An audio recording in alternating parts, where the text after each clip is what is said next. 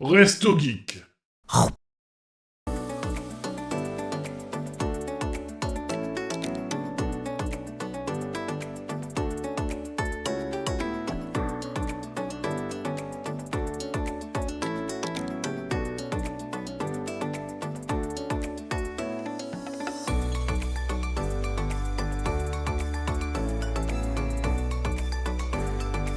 À table!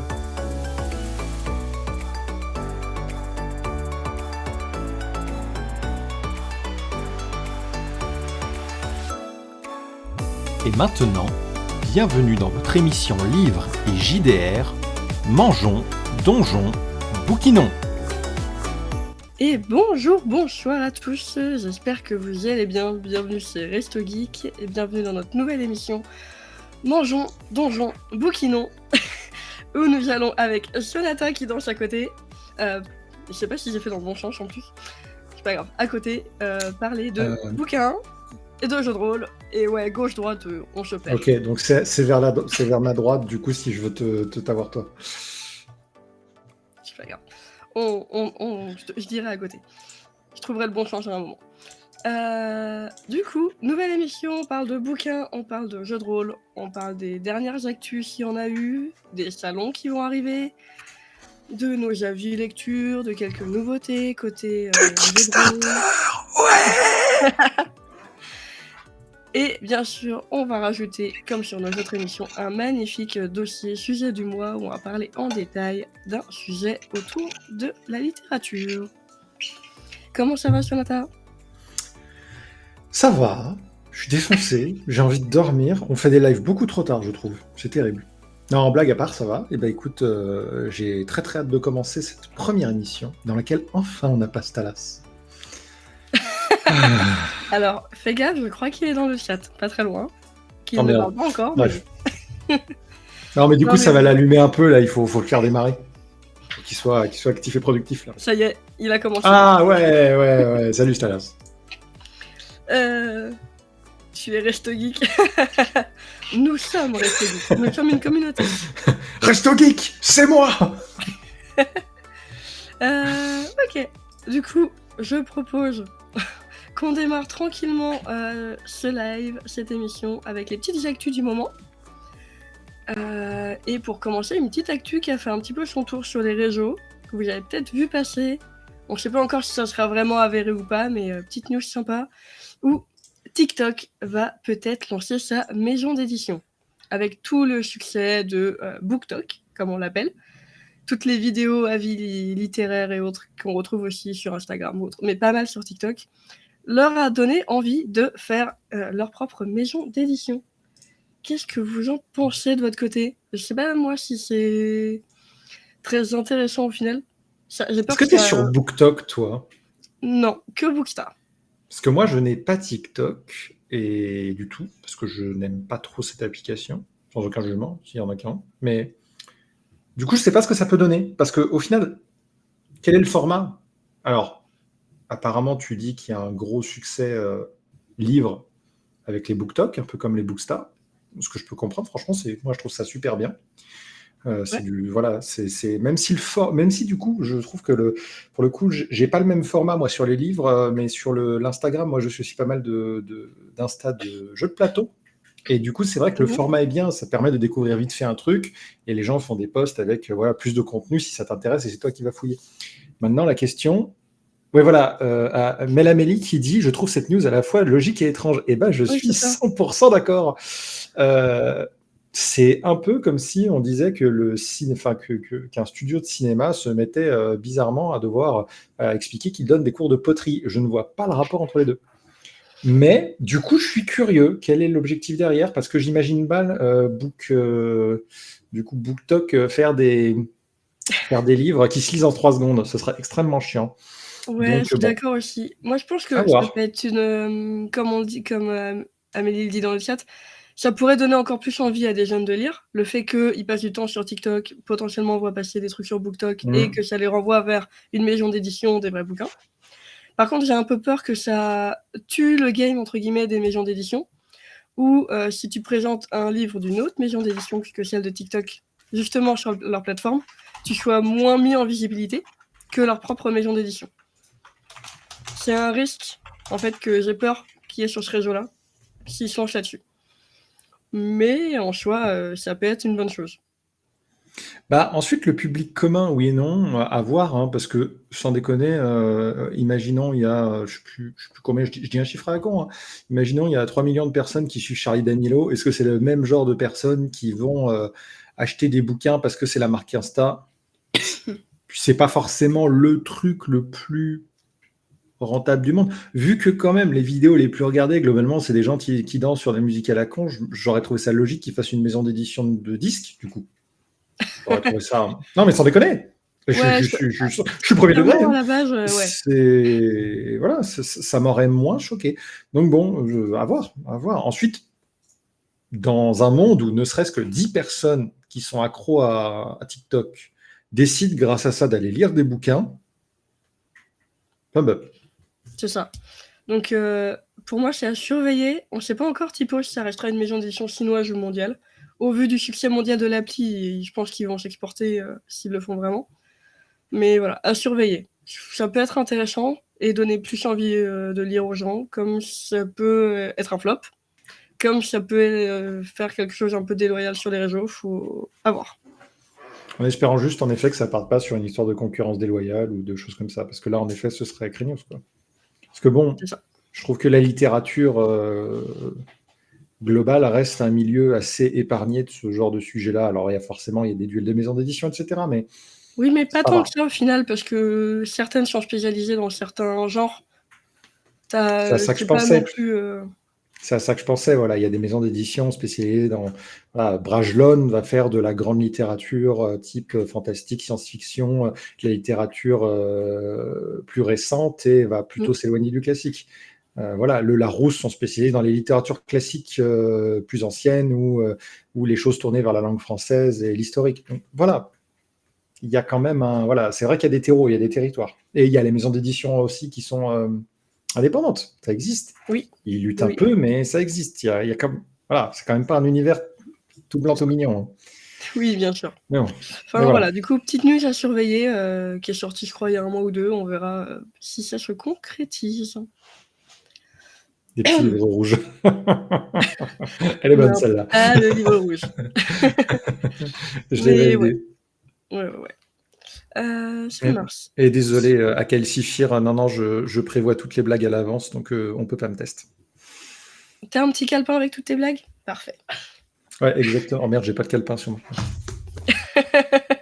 Bref. C'est pas un calepin, ça, c'est un livre. Non, en effet, j'écris pas dans mes livres en plus. Très bien. Moi non plus. Ça marche. Niveau actu, du coup, on vous propose de découvrir ou redécouvrir pour ceux qui connaissent déjà 4 salons ou festivals qui sont à venir dans nos 3 mois à venir, qu'on vous conseille grandement parce qu'ils ont l'air tous très intéressants, dont un premier qui démarre demain et se termine dimanche, qui en plus est gratuit, qui est le Salon du livre et de la presse jeunesse, qui se déroule à Montreuil, et c'est la 40e édition. Je sais pas si vous connaissiez, du coup, moi, c'est la première fois que j'en entends parler, mais un salon de littérature gratos à Montreuil, pendant 5 jours. Waouh! Ça donne envie d'y aller. Je sais pas si des gens ont prévu d'y aller.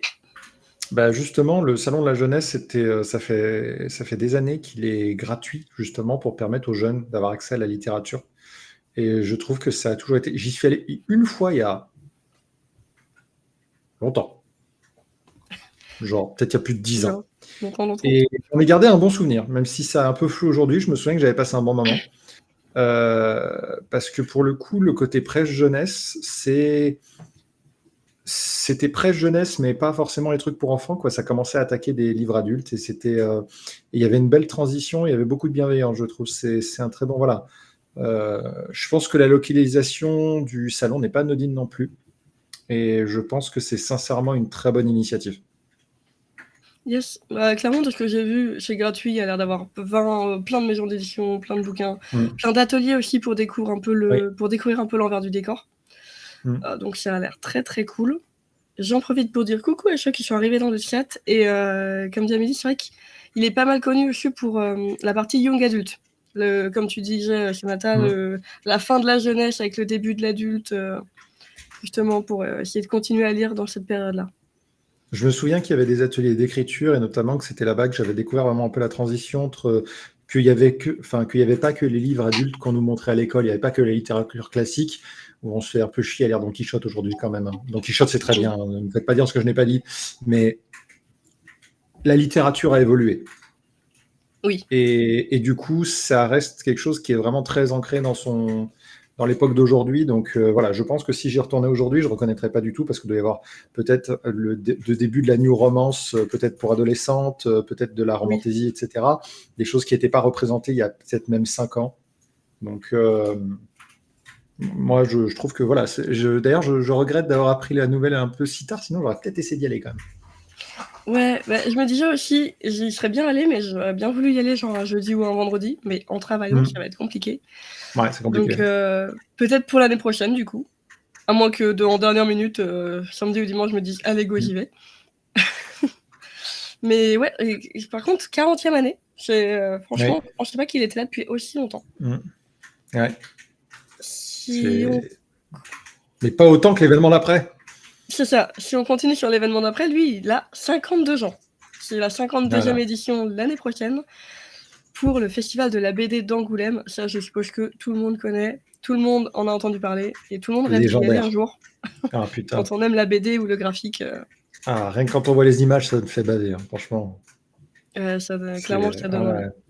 Et même recommandé par Benzaï himself qui dit si vous voulez un truc cool qui n'est pas lié aux jeux vidéo, allez au festival de la BD d'Angoulême. De souvenir, il habitait à Angoulême pendant une grosse dizaine d'années et il le recommande chaque année. Donc voilà, c'est un excellent, enfin ce qui paraît, c'est un des meilleurs festivals de BD d'Europe, je crois même carrément, ça atteint ce niveau-là. Il est même reconnu mondialement, je crois. Ouais, il a une réputation, voilà, connue à l'international. Voilà, merci Madame Elie. Donc, et bonjour Scream Enigma dans le chat. Donc oui, des gros, enfin un gros événement globalement qui, je crois, n'a jamais déçu actuellement. Oui, je pense pas qu'il y ait eu de déception et hâte de voir ce que ça donnera l'année prochaine. Si on continue, on a aussi début février le festival Yggdrasil, plutôt orienté geek du coup, mais avec toute une partie roman, plutôt du coup fantasy science-fiction et manga, BD bien sûr, qui se déroule à Lyon si je me trompe pas dans ma mémoire, si je me rappelle l'affiche, et qui donne très envie aussi. L'affiche, je crois que j'ai vu un Tardis sur l'affiche déjà, j'ai fait ok, ça donne envie.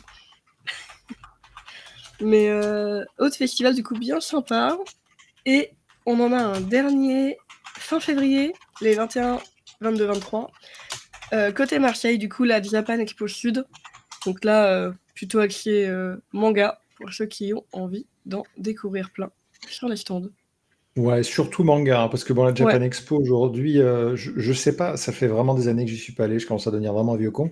Mais du coup, il y avait vraiment beaucoup de mangas. Par contre, il y a toujours, si je dis pas de bêtises, un carré livre qui contient pas forcément que des mangas, il y en a beaucoup, mais de souvenirs, il y a aussi tout ce qui est roman lié à la pop culture et à la culture japonaise, etc. Donc c'est quand même déjà pas trop mal. Et j'espère que ça n'a pas perdu en place. Ça, c'est toujours bien. C'est ça. Toujours bien. Enfin voilà, même si c'est pas ma littérature, du moment que ça intéresse des gens, c'est que c'est bien. Ouais, et ouais, il y a plusieurs Japan Expo, il n'y a pas que Paris au final. Il y en a une à Marseille. Sans déconner. Oui. Celle de février, c'est celle de Marseille. Oh merde. Oh putain, le Parisien que je suis, quoi. Oh merde. On va encore dire que je crache sur les gens de la province. Non, mais du coup, je crois qu'elle est un peu plus la taille humaine que la parisienne et doit être plus sympa à aller voir. Bah, en toute honnêteté, voilà, bon, Resto Geek le sait, les gens de Resto Geek le sait, pour les gens du chat qui ne savent pas, je vends et survends le Bordeaux Geek Festival, qui est franchement un des festivals geeks que j'ai le plus kiffé de ma life. Justement pour ce fait, il était à taille humaine.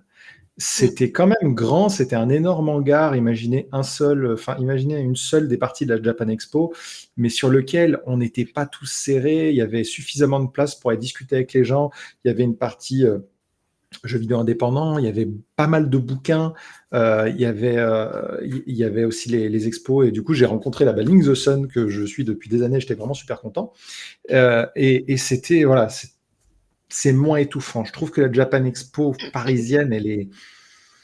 Elle Enfin, est faut blindée. vraiment qu'ils mettent des limitations sur les places. Il y a trop de monde, c'est trop compliqué de circuler et aussi ils filtrent pas, c'est ce qu'il y a dedans. Je sais que la dernière fois que j'y étais allée, ça date, mais c'était un jeudi ou un vendredi, donc il y avait moins de monde, c'était encore respirable. Ouais, Mais c'est je pense respirable que en semaine. le week-end, c'est horrible. Non. Non, c'est la Enfin, mort. C'est la mort. Et encore même en semaine, quand il commence à être 15-16 heures, c'est la mort. c'est ça. Donc, bon. Enfin bon, voilà. Du coup, C'est la vous thune. avez Ouais, alors là, pour le coup, je suis d'accord avec 4 Thibaut, hein. festivals bien sympas à aller voir à partir de demain jusqu'à fin février, selon où vous habitez ou si vous vous déplacez. N'hésitez pas à y aller.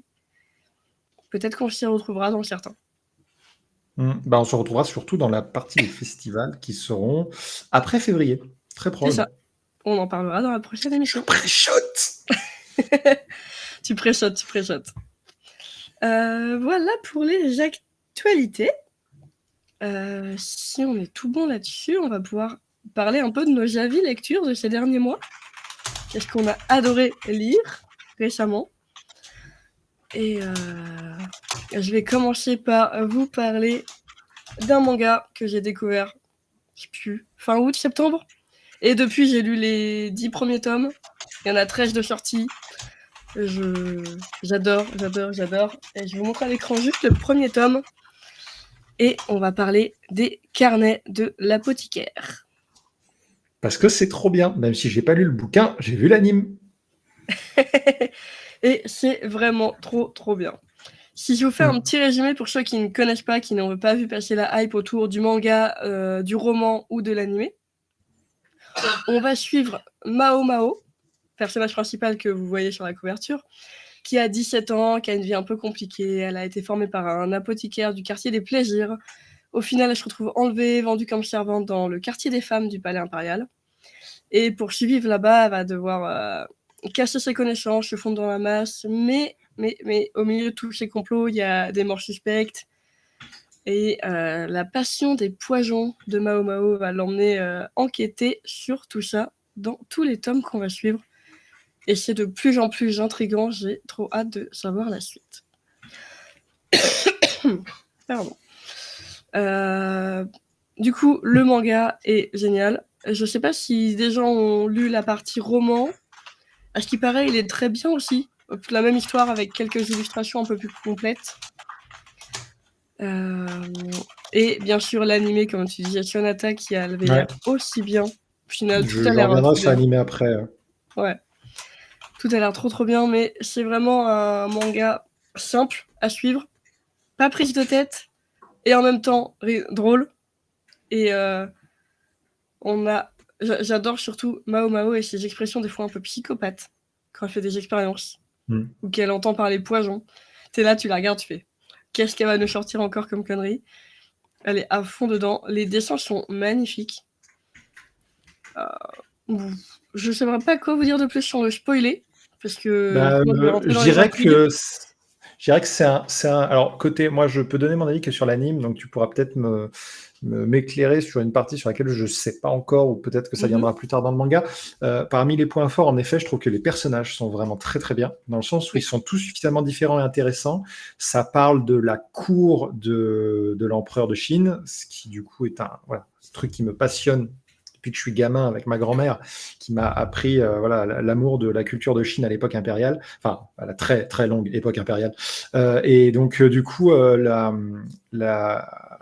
ça parle de relations entre courtisanes, entre femmes de l'empereur, et du coup de la place particulière de ce personnage principal qui est un peu entre tout le monde, qui n'existe pas vraiment à leurs yeux, mais qui va prendre de l'importance. Elle a son tempérament qui fait que du coup, elle est majoritairement en position de force, qui la rend très attachante, et vraiment elle commence à avoir des relations souvent un peu ambiguës avec des personnages. Ça tend un petit peu vers le shoujo sans jamais creuser la limite, et j'espère que ça dépassera pas, parce que je trouve que c'est suffisamment intéressant comme ça, et on s'intéresse aux personnages sans forcément vouloir aller plus loin dans la romance. C'est vraiment très drôle, parce que les personnages sont vraiment écrits de manière un peu légère, et il y a certains moments où ce que je trouve impressionnant, c'est que l'anime arrive à expliquer qu'à certains moments, même si les personnages sont drôles, ils ont tous l'air soi-disant gentils, il y a des personnages qui sont pas forcément gentils et certains personnages qui sont dangereux. Par contre, côté anime sur cette première saison, ça manque d'un fil rouge. On regarde les épisodes, franchement, on les a mangés comme du popcorn, mais Mhm. il n'y a pas de fil rouge. Le personnage est là, le personnage fait son taf, et pour l'instant, il n'y a rien qui nous amène à avoir un scénario. Alors, est-ce que ça change dans le manga, ou est-ce que du coup, au final, c'est une collection de scénettes pour nous amener à quelque chose ou pas? Ou est-ce que, j'espère, on aura un fil rouge, à part à un moment, on a un léger fil rouge pendant plusieurs épisodes, voilà, avec la famille de l'héroïne, mais c'est tout. C'est tout. Mm. Mais par exemple, sur l'anime, ça arrive vraiment à la fin de l'anime. Je dirais que sur les 3 derniers épisodes, tout le reste, c'était des épisodes indépendants, un peu comme on regarderait un Ranma 1,5, par exemple. Et c'est pas dans le mauvais sens Ouais. du terme. Je vois ce que tu veux dire. Je pense qu'on a un peu le même sentiment sur les 4-5 premiers tomes, on va dire, où tu vois un peu tout ce qui peut se passer dans les différentes maisons du palais et, et les intrigues autour. À partir du 6e tome, on va dire, t'as un fil rouge qui arrive, qui est encore léger, je trouve, mais qui s'approfondit de plus en plus au fur et à mesure des tomes. Donc, à voir comment ça évolue, si on le ressent encore plus. Mais j'avoue que je sais pas où s'est arrêté l'animé pour voir ça, mais Il s'est arrêté après. Je pense que je spoile pas en disant ça. Après qu'il ait rencontré, enfin après toute l'affaire avec son père. Après que Mao Mao retrouve son père. Voilà, il n'y a pas de spoil, sachez-le. Voilà. ok. Donc, je sais pas à quel tome on s'arrête, mais bon, voilà. Dans tous les cas, moi, j'étais allé feuilleter les mangas. En effet, c'est très bien dessiné, c'est très sympa. Moi, de mon côté, je recommande. Pardon. Ah, Que ce soit l'anime sur Crunchy, et si Nighties dit, je pense que Nighties dit pas des conneries, donc là, le manga est très bien. Oui, Voilà. oui. Le manga est très bien. Et ceux qui préfèrent lire un roman, lire le manga, le roman est très bien aussi. Je l'avais feuilleté un peu. Et je crois que même qu'ils ont ou ils vont sortir une version un peu collector reliée magnifique du roman. Donc, Je pense que ça se prête bien au roman, parce que du coup, c'est vrai que on voit clairement, c'est ce que j'allais dire pour terminer, c'est que le manga, je le trouve assez unique au final. Il n'a pas cette tension du manga, qu'il soit côté shonen, shoujo, ce que vous voulez, où on a la régie qui nous... Ranma 1,5, il n'y a pas de fil rouge, tu te moques là? Non, Stala, je suis désolé, mais je parle de l'anime. Il y a si le fil rouge, c'est la malédiction dans Ranma 1,5, on va pas rentrer dans un débat, mais sinon, non, ça reste un vieil anime des années 90, comme il y en a eu beaucoup. Ou GTO, tu vois, il y a un fil rouge avec ses étudiants, mais au final, chaque épisode, c'est un épisode un peu indépendant. Quelqu'un mate l'épisode 40, il matera l'épisode 40. Même si le fil rouge se délie à la fin dans les 2 derniers épisodes. Voilà, c'est à peu près tout. Oui, mais comme pas mal d'animés de l'époque, ou de mangas de l'époque. Là, Voilà. Je pense que le fil rouge est juste léger au début et qui va s'approfondir au fur et à mesure des tomes. Mais donc, conseiller plus, et comme j'ai vu passer dans le chat aussi, il a buzzé en 2024 ce manga, que ce soit en manga ou en animé. Et il a pas buzzé pour rien. Franchement, c'est un petit coup de cœur pour tous ceux que je connais. Tout à fait. Voilà passer à la pour suite. ce manga. Passons à la suite. Pareil, un roman cette fois, mais qui a buzzé là sur cette fin d'année. Tout le monde est en train de le lire sur Booksta, BookTok, ce que vous voulez. Tout le monde l'adore. Et je peux vous montrer ma version de Heartless Hunter, du coup. Version reliée, collector. En VO, donc forcément, vous ne le trouverez pas dans les magasins, celui-là. Qui est magnifique, si je vous montre quelques pages. En plus dédicacé. Hein. Non, c'est joli. Ça chauffe un peu, mais c'est joli. Ouais. Et même l'intérieur, je trouve. Juste l'intérieur des pages. Il est beau. Les petites pages en vert à l'extérieur, ça claque quand même, ça. Hein. Ça claque. C'est tout simple et pourtant ça claque. Je peux aussi vous enlever la jaquette pour vous montrer. Parce que il est beau aussi comme ça. Oh merde. Ah oui, il est beau ce livre. Ah ouais, la protection intérieure est presque dommage. Ouais. C'est presque dommage au final. Non, franchement, c'est trop beau quand même. Et ça le protège un peu dans la bibliothèque, c'est pratique. Du coup, vous en avez entendu beaucoup parler, je pense, si vous aimez la fantasy ou la romantasy dernièrement, vu qu'il vient de sortir début novembre en VF. De mon côté, je l'ai lu il y a 3-4 mois, si je ne me trompe pas, en VO. C'est un tome 1 d'une trilogie normalement, si tout va bien. La trilogie qui s'appelle The Crimson Moth, c'est le papillon qu'on peut voir sur la couverture. Et du coup, c'est plutôt une romantasy qu'une fantasy, même si la romance n'est pas forcément axée à fond comme on peut voir dans certaines autres romantasy. On est dans un monde magique. La magie est tombée, on est dans une nouvelle république. La révolution touche à sa fin, les reines sorcières sont tombées, toute la caste des sorcières avec elles. Donc elles sont désormais traquées, exécutées, et leur magie faiblit de jour en jour. Dans le livre, on va suivre 2 personnages principaux. Rune, descendante de ligne sorcière, qui est parvenue à garder son statut et à ne pas s'être fait découverte encore. Et on va suivre de l'autre côté Gideon, qui est un redoutable chasseur de sorcières. Vous voyez où je veux en venir quand je parlais de romantasy, on va être un peu sur du enemy to lover, pour ceux qui aiment bien ce terme-là. To enemy. Parce que clairement, c'est un peu un jeu du chat de la souris entre les deux, puisque Rune va se rapprocher de Gideon pour justement garder son statut et pas se faire prendre. Et lui va l'approcher pour essayer de découvrir si c'est bien elle, la sorcière, qui essaye de libérer les autres. Donc ils jouent un peu tous les deux double jeu, et en même temps, ils sont attirés l'un par l'autre. C'est assez fun à suivre pour cette partie-là. Et de mon côté, j'ai beaucoup aimé le lire. Il se lit super vite. Il est addictif. Et j'ai adoré un peu le principe de la magie, où en fait les sorcières, pour lancer un sort, ont besoin de sang frais. Donc soit leur sang à elles, donc elles sont obligées de se couper pour faire de la magie, soit du sang qu'elles ont recueilli de quelqu'un d'autre ou autre très fraîchement. Problème, quand elles font de la magie en se coupant justement pour avoir du sang, ça laisse une trace qui reste à vie, ce qui fait qu'elles se font découvrir. Donc notre sorcière qu'on suit, elle va, pour garder son statut, ne s'est encore jamais coupée. A toujours fait de la magie avec du sang récupéré autrement. Mais c'est un peu compliqué dans les cas d'urgence. Quand tu n'as rien sous la main pour faire de la magie. Donc voilà, très bonne fantaisie pour l'univers. Tu es un sorcier, Harry. J'imaginais tellement ça quand j'ai découvert ça. Mais franchement, les 2 personnages là sont gravement attachants. On adore les suivre. C'est addictif de voir un peu toutes les astuces qu'ils jouent l'un et l'autre pour essayer de découvrir la vérité. Et je vous le cache pas, la fin du tome 1... Ah putain de cliffhanger, donnez-moi la suite. Forcément, hein, comme d'habitude. Comme souvent dans nos trilogies ou autres. Voilà. Du coup, c'est un très très bon livre. Je vous le conseille à tous si vous voulez de la très bonne fantasy ou romantasy, même si ça l'est un peu moins que d'autres. Foncez le lire. Et t'avais dit VO, il y a une VF de prévu ou déjà sortie du coup? Sorti le 7 novembre, si je me trompe pas. Ah, donc ça, il est déjà dispo. Ouais. C'est pour ça que je me suis dit, je l'ai lu, je l'ai adoré en VO, il vient de sortir en VF, il passe partout sur les réseaux. On va en parler parce que clairement, petit coup de cœur de tout ça que j'ai lu en VO dernièrement. Bon, bah super. Ouais.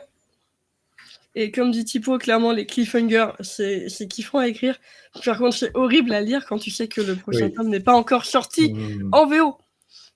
Donc, écris plus vite, s'il te plaît, ma petite autrice. C'est ma malédiction de ma série de romans préférés de Warhammer, puisque du coup, je me tape un cliffhanger par an. Et ensuite, j'attends pendant 3-4 ans que ça sorte. Et du coup, je suis en mode bordel de merde. Bon, exactement. comme ça. Et puis derrière, tu dis, ça y est, c'est fini, on n'en parle plus. Et 3 ans plus tard, le mec dit, au fait, j'ai écrit une suite. Oh putain, ça commence. Bref. D'ailleurs, je n'ai toujours pas acheté la suite. Faut que je fasse. Et t'as encore pire, c'est quand ils arrêtent de le traduire. Là, tu fais, bon, bah, je vais aller lire la suite en VO. Ouais, bah, l'avantage, c'est que j'ai pas le problème, mais on en rediscutera peut-être. Mais ouais, non, moi, j'ai pas le problème à lire de la VO. Donc, d'ailleurs, j'étais tellement impatient pour le dernier que j'ai eu la flemme d'attendre la sortie VF qui traînait. Et souvent, les VF de chez Black Book Edition, elles sont merdiques. Du coup, je suis allé lire en VO. Oui, après, ça dépend de ce que tu lis.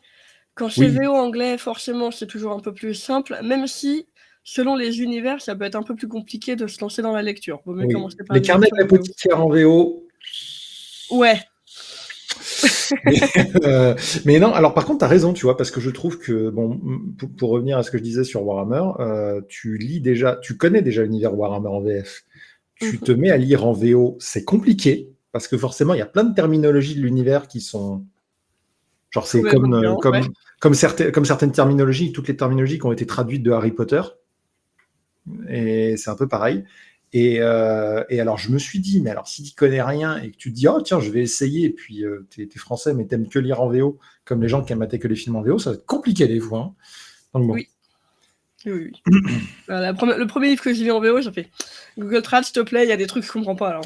Ouais, c'est le problème du Trône de Fer, qui utilise beaucoup de terminologie vieillotte quand les personnages parlent, et c'est compliqué la VO. Genre vraiment. En fait, d'ailleurs, je trouve ça même mal écrit. Bref. Ok. Bon, du coup, voilà. Franchement, si vous aimez la fantasy, allez le lire.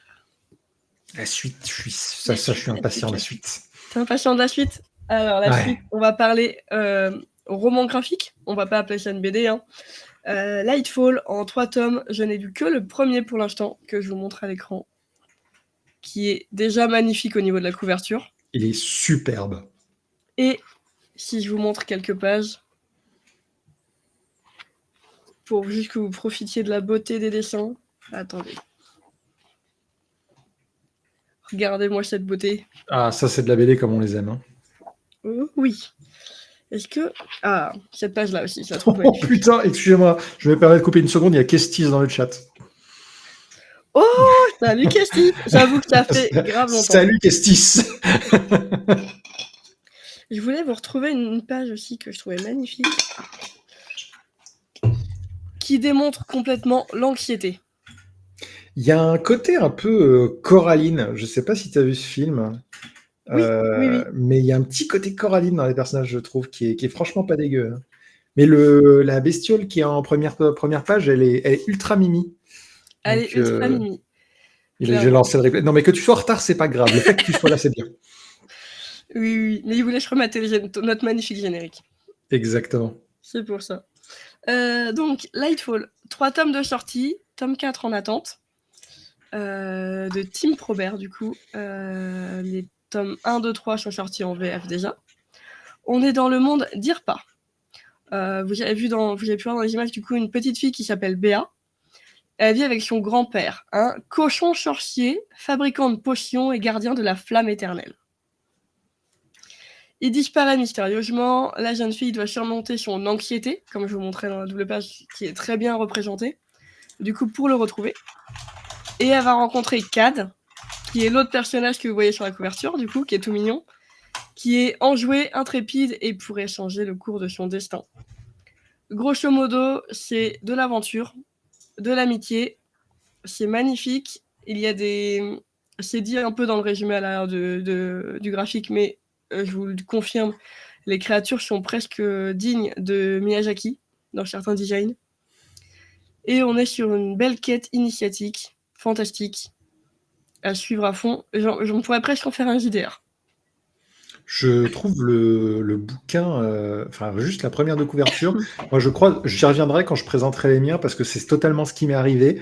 Il a eu de la chance que je suis pas tombé dessus au pif parce que je l'aurais pris direct. Vraiment, je trouve, mais ça, il a l'air juste beau.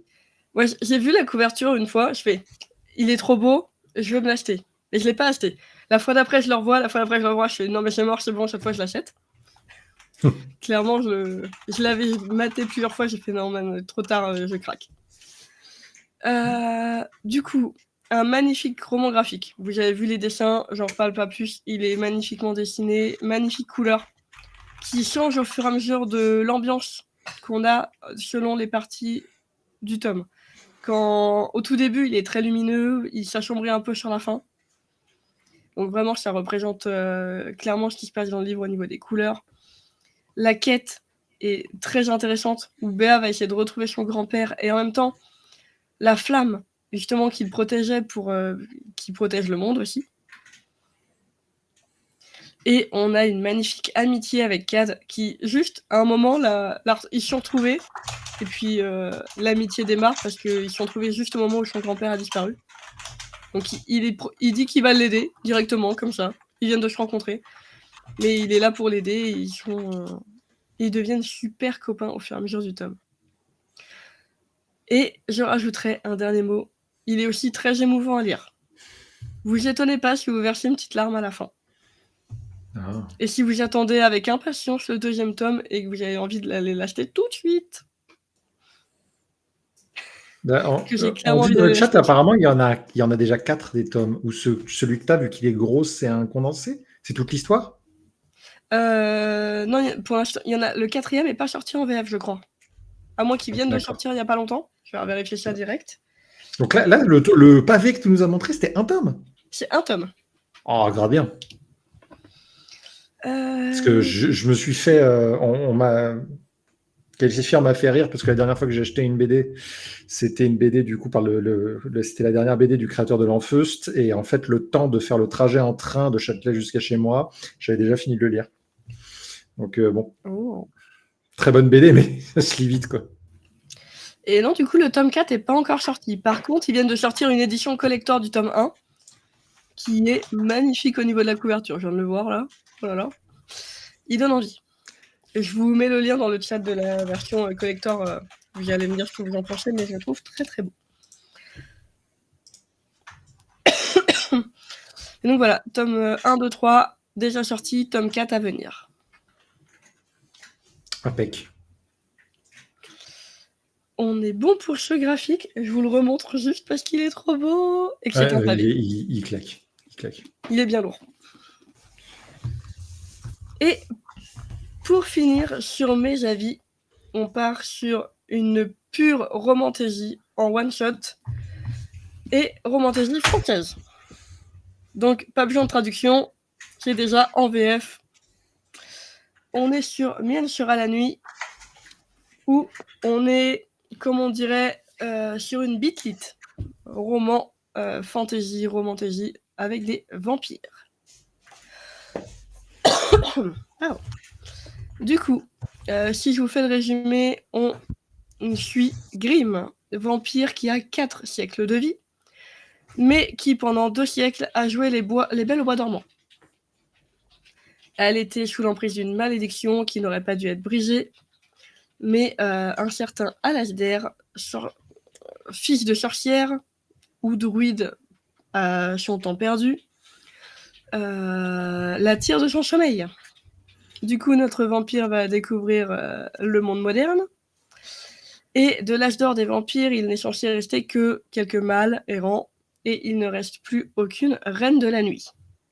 Car dans ce livre, les vampires femmes sont les reines et les mâles sont à leur ordre, et ne seraient même pas créés si elles n'existaient pas. Sauf qu'en fait, ils se rendent compte qu'il y a des meurtres, et potentiellement une autre reine de la nuit serait là. Sauf que c'est pas terrible, et pour gagner sa liberté, Grimm doit retrouver sa famille et retrouver qui fait ce meurtre, et si possible, tuer la personne pour garantir sa liberté. On est clairement sur une urban romantasy, on va appeler ça comme ça. Monde moderne, classique comme on connaît, mais vampire, sorcière. Gros... histoire un peu classique, puisqu'on est là quand même dans une quête pour retrouver la famille, tuer les méchants vampires, ce qu'on peut voir classiquement. Puis même de la romance vampire-sorcière. Alors, Voilà. les loups et les gens de 200 ans, il y en a déjà des milliers. Les sorcières, les vampires, les loups-garous. Oh là là, par pitié, mais sortez-moi une romance entre un Brookhorse et une Guenaude, et là, on va creuser, quoi. Non, mais sans déconner. Non, on est d'accord là-dessus, ouais. En Europe, on a une mythologie qui est fat as fuck, et on est toujours autant fasciné par « Oh là là, Edouard, s'il te plaît, je t'aime tellement, transforme-moi en vampire. » Je te jure. Yes, mais là, on est un peu original dans le sens où, pour une fois, c'est une société de vampires matriarcale, on va dire. Où vraiment, tu te retrouves avec des... C'est les femmes qui mènent la game, et les vampires mecs, vas-y, suivez-nous, taisez-vous, soyez à nos ordres et nos petits soldats.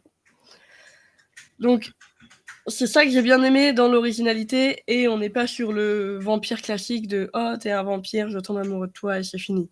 Là il y a vraiment quand même, vu qu'on est quand même sur une romantésie, hein, t'as la romance derrière, mais comment dire, si je trouve le bon mot, bon, au pire il viendra pas, mais on est vraiment sur des taquineries. Il y a un humour entre les deux personnages où ils n'arrêtent pas de se taquiner. Ou si j'avais noté une citation parce qu'elle m'avait marqué, mais notre sorcier va dire à notre vampire tu radotes, et si essayer de prendre soin de ta vieille carcasse t'emmerde, je te promets que te nuire va devenir mon nouveau projet de vie. Et c'est clairement ça, vu que dans tout le bouquin, il va pas arrêter de la faire chier. H24. Donc voilà, Pourquoi pas, je voulais du en coup. parler parce que c'est, entre guillemets, un classique de vampire, sorcier, fantasy, romance, mais en même temps, très original par la société matriarcale et l'humour qu'il y a à l'intérieur. Ce qui est assez rare dans la fantasy, pour le noter. Et en plus, c'est de la VF pure. Donc, ça fait plaisir de lire des bouquins de nos petits Français. Ça, c'est bien, par contre. Ça, c'est validé. Bon, alors, Voilà. par contre, moi, la seule question qui m'intéresse, pour savoir Vas-y. si le livre est validé ou mérite les enfers, au soleil, le vampire il brille ou il prend feu? Alors, au Il n'y a qu'une soleil, bonne les reines réponse. de la nuit peuvent sortir. Les mâles prennent feu. 50 sur 100. Je suis qu'à moitié convaincu. Mais bon, Dracula peut survivre au soleil, normalement. C'est dans le bouquin. Voilà. Bon. Et là, on est vraiment Allez. sur des vampires reines qui ont un peu de magie en elles, on va dire. Ok, non, mais ok, ça c'est valide. Du moment que c'est pas des boules disco, c'est bon. Alucard prend pas feu au soleil. Oui, mais parce que c'est le fils de Dracula, c'est le principe. Dracula prend pas feu. D'ailleurs, Dracula contrôle le feu dans le bouquin. Bref, Yes. tous les vampires crèvent. Non, Dracula crève pas au soleil. C'est Pas tous. une fausse idée reçue. Voilà. Voilà. Et surtout, il ne brille pas, bien sûr. Hein. Comme on dit, Twilight Non. a fait du mal à nos chers petits vampires. Ouais, surtout c'est foutrement mal écrit. Bref. Voilà. Donc, Bon. je tenais à le citer parce que c'est lecture vampire, mais pas comme les autres. Et Dracula Bronze, il aura on est besoin. d'accord. Il aura besoin, sera par plutôt contre, ça, pâle. c'est clairement. Surtout dans celui où il est joué par Johnny Depp. Hein. Ouf. Où il n'a pas eu sa cure de vitamine D. Clairement. Enfin bon. Voilà pour mes petits avis du moment. Eh ben, on passe à la suite. Alors, on va commencer avec un livre que Nighties a lu, donc elle pourra donner son avis. Alors, un livre, une trilogie, voire même si on veut plus qu'une trilogie, parce qu'il y a 3 autres livres qui sont aussi des recueils de nouvelles écrits par d'autres auteurs que je n'ai pas encore lus, mais ça, je les lirai. Le Paris des merveilles. Voilà. Le Paris des merveilles, alors là, du coup, j'ai pris le format poche. C'est la dernière édition qui est ressortie. Nighties n'a pas la même. Donc là, ils ont ressorti dans une nouvelle édition. Et coup de bol, au moment où j'ai dévoré les 2 bouquins en genre 3 semaines, le 3e sortait en VF dans sa nouvelle édition. Donc j'étais vraiment content. Qu'est-ce que ça raconte? Ça raconte, donc c'est de la fantaisie, c'est de la pure fantaisie et c'est de la dystopie magique. En gros, nous sommes dans une France du XXe siècle, à Paris, et nous suivons un magicien qui s'appelle Louis Denisard Hippolyte Griffon, qui est un homme qui vit depuis quelque chose comme 400 ans, si je ne dis pas de bêtises, et qui est un mage d'un cercle de mages dans la haute société parisienne. Et c'est un homme globalement bon, qui est amoureux d'une femme qui est une ancienne fée. Et on va découvrir on va découvrir par le biais d'enquêtes que va vivre Louis Griffon, comment est-ce que ce Paris est devenu ce qu'il est, pourquoi est-ce que la magie est arrivée, pourquoi est-ce qu'aujourd'hui la tour Eiffel est faite en bois qui chante la nuit à la pleine lune et pas en métal. Et honnêtement, c'est un livre c'est 3 livres que j'ai dévorés. Et je suis en train de commencer à me taper toute la biographie de l'auteur parce que c'est très inspiré des 3 mousquetaires. D'ailleurs, le livre qui lui a valu les prix de littérature jeunesse, Les lames du cardinal, se passe à l'époque des mousquetaires. Et c'est pour ça que j'aime beaucoup. Je trouve qu'il y a un gros côté Alexandre Dumas. La description est est vraiment suffisante pour qu'on arrive à se représenter les lieux. Les personnages sont attachants, ils ont tous des gimmicks. Je dirais parfois un peu simple, mais pas dans le mauvais sens du terme, parce que ça nous permet de rencontrer plein de personnages différents. Et les personnages, en fait, sont prétexte à décrire cet univers qui est ce Paris alternatif dans lequel il y a une grosse recherche historique pour réussir à trouver voilà, des marques de voitures qui étaient d'époque, comment se passaient les choses à l'époque, comment étaient les gens, quelles étaient les mœurs, quels étaient les sujets politiques à la table. Et du coup, tout ça sur fond de le personnage principal est un magicien qui est capable de tirer des boules de feu. Bref, mais en fait, contrairement à ce qu'on croit, la magie s'utilise de manière très intelligente. Pour revenir à ce que disait Nétis tout à l'heure, on pourrait en faire un JDR, ça tombe bien, il existe. Mais bref, alors malheureusement pas sous la forme que je voudrais, mais je tuerais pour qu'il y ait un JDR de celui-là. Un JDR des Lames du Cardinal est sorti, donc on n'est peut-être pas à l'abri d'un JDR de ça. Ça, je l'achèterai direct. Mais voilà, ça se lit très très bien, ça se finit, on en redemande. Vraiment, j'ai fini le 3e tome, je voulais en avoir plus. Je reviens pas trop sur les sujets des livres parce que pour moi, tout l'intérêt, c'est de l'enquête. Je dirais pas aller à Agatha Christie, mais c'est de l'enquête fantastique et du coup, c'est souvent des complots royaux avec la reine du royaume des mages. Et du coup, on découvre que les gens magiciens qui présentent bien ne sont pas si gentils que ça et que l'univers très coloré décrit possède une part d'ombre avec des gobelins qui sortent des flingues pour tuer des gens en pleine rue. Donc c'est vraiment une très bonne lecture et moi je le recommande, surtout que si je dis pas de bêtises, 9 € le livre, c'est pas grand chose, c'est vraiment une excellente trilogie. Et voilà, je referai peut-être un retour très rapide quand j'aurai lu les 3 recueils de nouvelles qui vont avec, mais là du coup, je me tape les Lames du Cardinal. J'avoue que je suis intéressée par ton avis sur les quelques recueils derrière que je n'ai pas lus. Parce que moi j'ai lu, ça fait un petit moment maintenant du coup, mais j'avais eu l'intégrale pour 10 €. C'est la période, chaque année Brajolon sortait des intégrales à 10 €. Oui, Du coup, oui. j'ai eu l'intégrale à 10 € qui est magnifique. C'est Et super j'avais- ça. Et comme tu dis, il est génial à lire avec la partie enquête et tout, que tu vas retrouver dans les Lames du Cardinal. Clairement, c'est la patte Ouais. de cet auteur. Ah bah, C'est un univers historique, de la fantaisie et des enquêtes. j'ai l'intégrale et j'en suis à la moitié. Hein. J'ai Ouais. tout bouffé déjà. Le premier tome, c'est imaginer si on réécrivait la rencontre des 3 mousquetaires, sauf qu'ils sont 15. Et du coup, c'est excellent de rencontrer tous ces personnages absolument marquants qui sont ultra hauts en couleur, ultra touchants. Enfin bon, c'est pas une critique sur la Lame du Cardinal, mais dans Le Paris des Merveilles, on retrouve les mêmes personnages, vraiment très, très détaillés, très. Ils ont tous leurs gimmicks, ils ont tous leurs habitudes. Certains veulent telle marque de thé, d'autres préfèrent le café.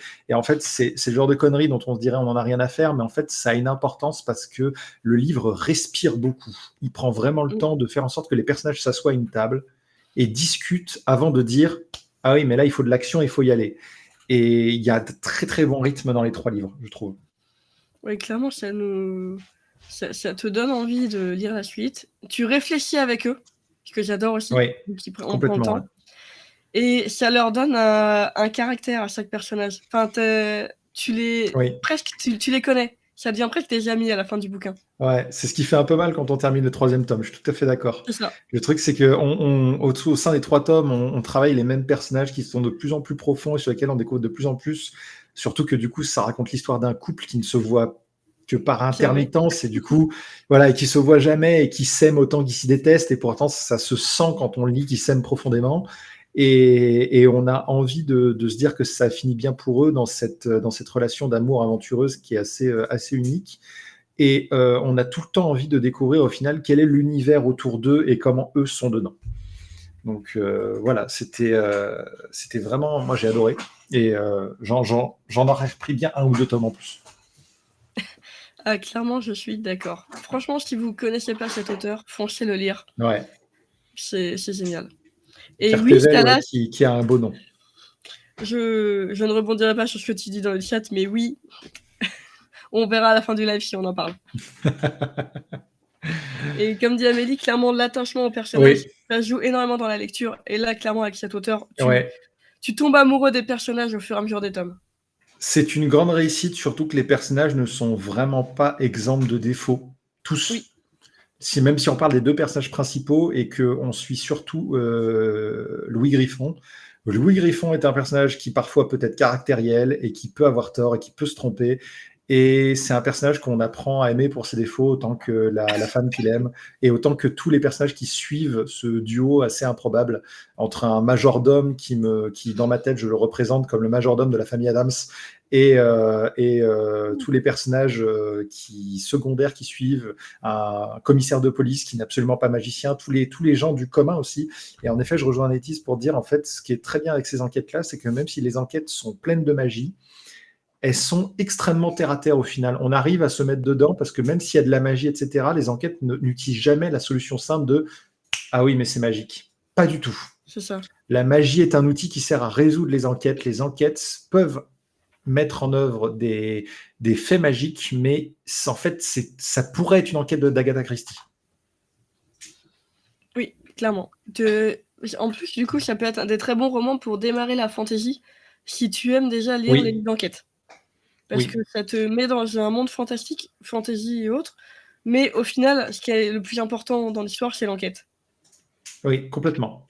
Surtout que, pour le coup, je dis ça alors que, justement, je ne suis pas un grand lecteur de fantasy. Ce livre-là m'a fait me remettre à la fantasy parce que je me suis dit, tiens, je voudrais réessayer un peu la fantasy, ça faisait longtemps, mais je suis un énorme lecteur de science-fiction et de la hard SF. Et du coup, ce livre-là m'a fait la parfaite transition entre le monde réel et l'onirique. Et du coup, ça m'a donné envie de me relancer un peu dedans. Donc, voilà, pour le coup, c'est vraiment vrai. Yes. Pour pas qu'on traîne trop, je vais passer sur la suite. Alors là, par contre, c'est un gros morceau. Ce que les corbeaux nous laissent. Rien que de vouloir en parler, j'ai déjà envie de chialer. Comment dire ? Donc, c'est un ouvrage sur lequel je suis tombé au pifomètre dans une Fnac. J'ai vu sa couverture, j'ai lu son titre et j'ai dit, celui-là, il rentre avec moi. Et waouh! C'est un roman graphique et Dieu sait qu'il est foutrement graphique. Voilà. C'est extrêmement bien dessiné. Ça joue énormément sur les couleurs chaudes et froides parce que ça parle du délicat et très sympathique thème qui est la mort et le deuil. Qu'est-ce que ça raconte ? Nous sommes en Normandie médiévale et nous suivons Aldaric et Taric, deux frères qui vivent aux côtés de leur maman qui s'appelle, je suis désolé si je le prononce mal, Galswint, qui du coup elle est celte, et ses enfants sont nés d'un père norvégien et d'une mère celte. C'est des personnages qui sont tous extrêmement complexes, puisqu'on a une mère qui a perdu son mari voilà bien longtemps et qui s'autorise quand même quelques amourettes avec une femme, des enfants qui sont partagés, un grand qui est extrêmement sûr de lui, qui aide beaucoup sa mère et qui est un chasseur chevronné, et son petit frère qui lui du coup se sent frustré de ne pas pouvoir aider plus à la maison et de ne pas avoir le droit d'aller aider son frère à la chasse. Et tout commence lorsque, en étant dans une balade en forêt, alors que le petit essaie d'aller chasser en ignorant les ordres de son grand frère et de sa mère, il tombe dans une embuscade, se fait rattraper par le passé de ses propres parents dont il n'a aucune connaissance, et alors qu'il a deux droits de se faire égorger, son frère prend sa place et décède. Et le livre commence vraiment, bien des années plus tard, alors que cette mère et ce fils qui sont séparés par cet événement savent tous les deux que le fantôme du frère hante la forêt dans laquelle il est mort. C'est un roman graphique absolument magnifique sur le deuil, qui parle de la relation brisée d'une mère et de son enfant qui ont du mal à survivre à la perte de deux êtres chers dans leur famille et qui n'ont aucun moyen de communiquer. Entre une mère qui se renferme dans une quête pour essayer d'amener son fils dans l'outre-monde et un frère qui va absolument ignorer ce qui s'est passé pour essayer de faire en sorte de passer à autre chose. Et ils doivent essayer, au cours de cette aventure, de trouver un terrain d'entente entre une quête de vengeance et une quête de rédemption. La fin, elle fait pleurer. Voilà, si vous aimez pleurer. Ça paraît triste. Alors oui, c'est triste. mais comme tout deuil l'est, elle est triste avec une note d'espoir et de la vie est encore là à la fin. C'est un roman graphique qui est assez dur à dire, mais qui prend... Dur à lire, pas dans le sens il est dur à lire, c'est juste qu'il est vraiment émotionnellement intense et qu'il prend aux tripes. Après l'avoir lu, je me suis dit, diantre, est-ce que je suis le seul à être tombé au pif sur ce truc ? Je suis allé sur Internet et tout le monde dit que ça défonce. C'est un roman qui défonce. Je peux même pas vous expliquer à quel point c'est... Je ne veux pas une suite, parce que c'était suffisamment dur à lire comme ça, mais c'est un très bon livre pour comprendre les sentiments que peuvent survenir dans une famille lorsqu'on perd quelqu'un. Et surtout que dans ce roman, aux allures avec un côté un petit peu mystique, les morts ont la parole. Et du coup, les morts disent ce qu'ils ressentent de ces événements-là. Et c'est une part très importante, je trouve, du deuil de qu'est-ce qui se passerait si les morts pouvaient nous dire ce qu'ils ressentent après être partis et après nous avoir laissés. Donc, je suis tout à fait d'accord avec toi, Amélie. C'est du coup, le côté graphique rajoute un aspect peut-être plus visuel, mais ça rend la chose... En fait, souvent, c'est que l'usage des couleurs, surtout dans ce livre-là, l'usage des couleurs est très important. Et alors que les scènes vraiment tristes qui parlent de fantômes sont dans des tons très froids, on est avec les vivants dans des tons très chauds. Et ça passe beaucoup par l'usage du fait que le frère restant veut absolument mettre la tunique de son grand frère. Et la tunique de son grand frère est bleue. Et c'est pas un choix anodin, je pense, puisque c'est une couleur froide, couleur qu'aura le fantôme de son frère. Et là, du coup, sur la première de couverture, on a cette mère en bleu et ce fils en rouge. Je pense que ça joue énormément, le rapport aux couleurs, à la vie, à la mort, à la chaleur, au soleil. Donc, si vous voulez, si vous êtes comme moi et que vous aimez de temps en temps pleurer sur un livre qui franchement est très bien écrit et graphiquement juste sincèrement, somptueux. Je vais pas montrer cette scène parce que c'est un énorme spoil, mais voilà, un livre qui parfois est vraiment somptueux, avec des dessins qui sont magiques et qui arrive à jouer du coup sur le côté mystique de la Norvège et des Celtes. Pour un livre acheté au pif, zéro regret. Je vais te le piquer pour pleurer. Ouais, il n'y a pas de souci. Par contre, ouais, c'est dur, hein, c'est vraiment dur.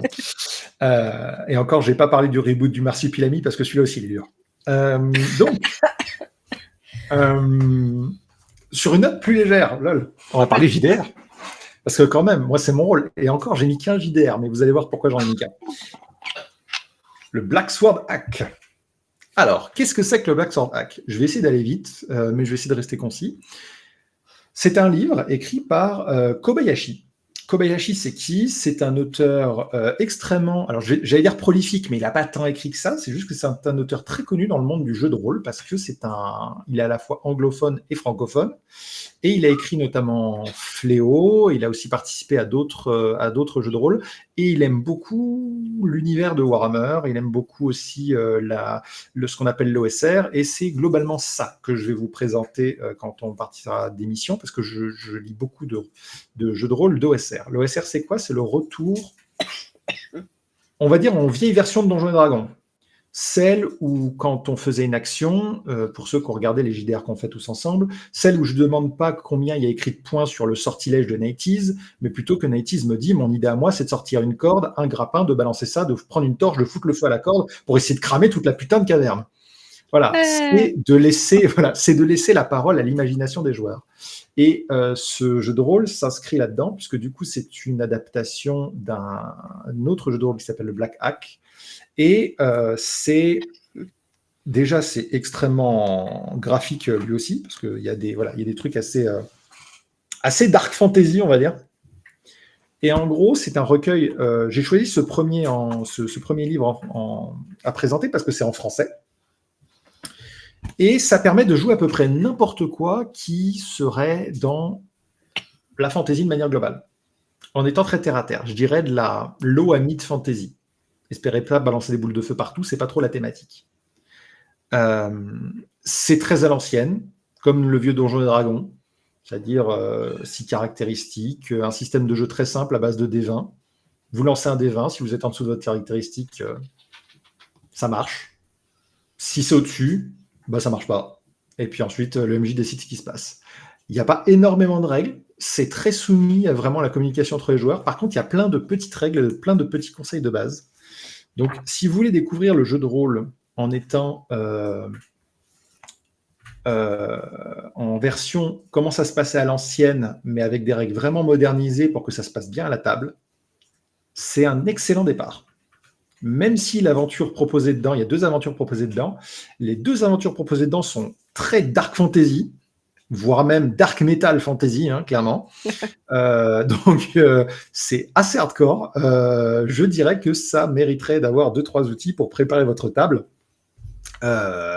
aux gens qui se font décharner sur place. Mais en dehors de ça, c'est un excellent ouvrage que je ne peux que vous recommander. Je fais vite et je ne rentre pas trop dans le détail parce que je pense que ce n'est pas forcément très intéressant, à part si j'en discuterai, mais on y reviendra. Mais parce que globalement, c'est vraiment un truc très accessible. C'est pas cher en plus, si je ne dis pas de bêtises, ça coûte une vingtaine d'euros. Et c'est un livre qui peut, à lui tout seul, vous faire jouer déjà beaucoup d'heures. Genre vraiment, pour la simple et bonne raison que l'une des mécaniques les plus intéressantes et qu'on retrouve dans pas mal d'œuvres de fantasy, c'est que les joueurs peuvent faire partie du bien ou du mal. Le jeu a un système de lutte entre le bien et le mal, et les actions des joueurs le font passer du côté de la loi ou du chaos. Et à la fin de chaque partie, le MJ lance un dé pour savoir de quel côté de la balance ça a penché. Et si un jour la balance penche trop, l'univers se brise et la loi ou le chaos part en conquête pour détruire le monde. Si certains des joueurs sont du chaos et que la loi prend le pas, ils perdent tout leur pouvoir et vont se ramasser une armée de la loi sur leur gueule. Et inversement. Et je trouve l'idée géniale parce qu'en fait, ce n'est pas le groupe qui va être de la loi ou du chaos, mais les actions des joueurs. Stalas, je te regarde. Ce système-là va finir dans tous les JDR, t'es dans la merde. Donc, du coup, je trouve que c'est une idée géniale de faire en sorte qu'en fait, il y ait une balance cosmique qui fasse que si le duel entre les forces du bien et du... Alors, ils disent pas le bien et le mal exprès, ils disent la loi et le chaos. Si les personnages foutent trop le bordel, ou si justement ils essaient d'aller trop vers tout est bien, allons vers l'ordre, en fait, dans les 2 cas, ce n'est pas bien. Le monde a besoin de loi et de chaos. Mais si la balance penche trop d'un côté, un jour, le monde va basculer et ça finira mal. Et c'est la thématique de ce jeu de rôle. C'est pour ça que j'ai trouvé super intéressant. Voilà. Sachant que c'est optionnel. Si vous voulez pas jouer avec, vous faites pas. En tout cas, ça a fait marrer mes joueurs quand je l'ai essayé. J'adore la thématique comme ça. Je les prends avec une main, l'armée de la justice. Alors, je te présenterai un autre bouquin la prochaine fois, probablement, tu verras que non. Bon. Au suivant.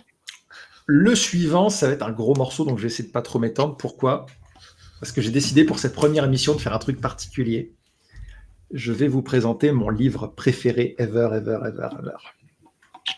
Oui, c'est trop bien les coups de cœur de toujours. Ah ouais, alors là, c'est plus qu'un coup de cœur de toujours. C'est mon tout premier livre de hard SF et c'est pas le livre que je vous recommanderais en première lecture. Ça a l'air d'être super bizarre dit comme ça. Voilà, ça a l'air d'être super bizarre dit comme ça, mais c'est un livre qui est très dur à lire. Dragon déchu, de quoi ça parle ? Ça parle d'un personnage qui s'appelle Lawrence Newton. Et cette histoire se déroule à 2 temporalités différentes. À un moment où il était jeune et con, genre vraiment, ça commence, il était vraiment très très jeune.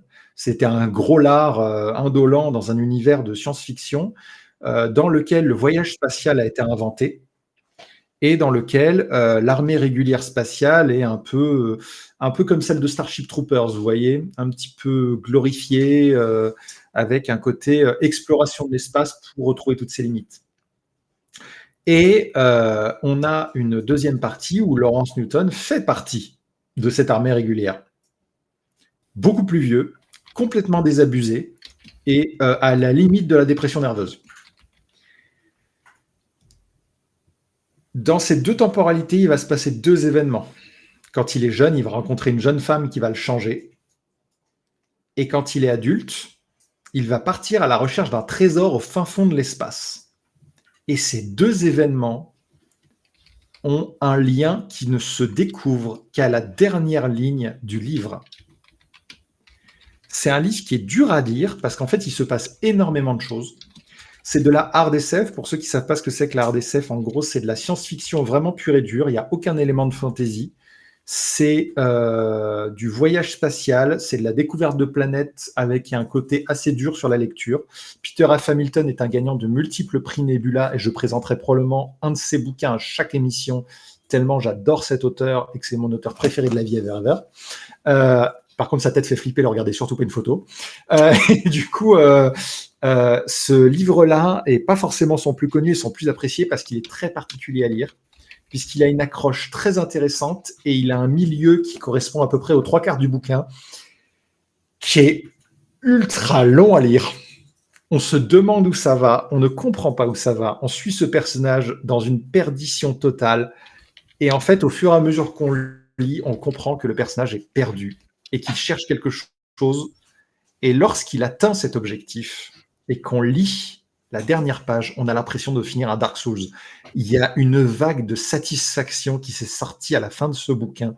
Si vous avez le courage de lire ce livre et d'arriver jusqu'à la fin, c'est un des livres les plus satisfaisants moralement et intellectuellement que j'ai jamais lu. Parce qu'il part sur plein de thématiques. Sur la thématique il parle de l'amour sous plusieurs formes, de la sexualité. Alors oui, Peter F. Hamilton est connu pour écrire des scènes de X qui sont... C'est de la littérature, mais je vais qualifier ça de graphique. Et donc, du coup, c'est très détaillé, on va dire. Et en fait, justement, il parle aussi dans une de ces scènes qu'on va qualifier de romance, pour être gentil, de la sexualité. Du sexe, non, parce qu'en fait, justement, c'est pas du sexe.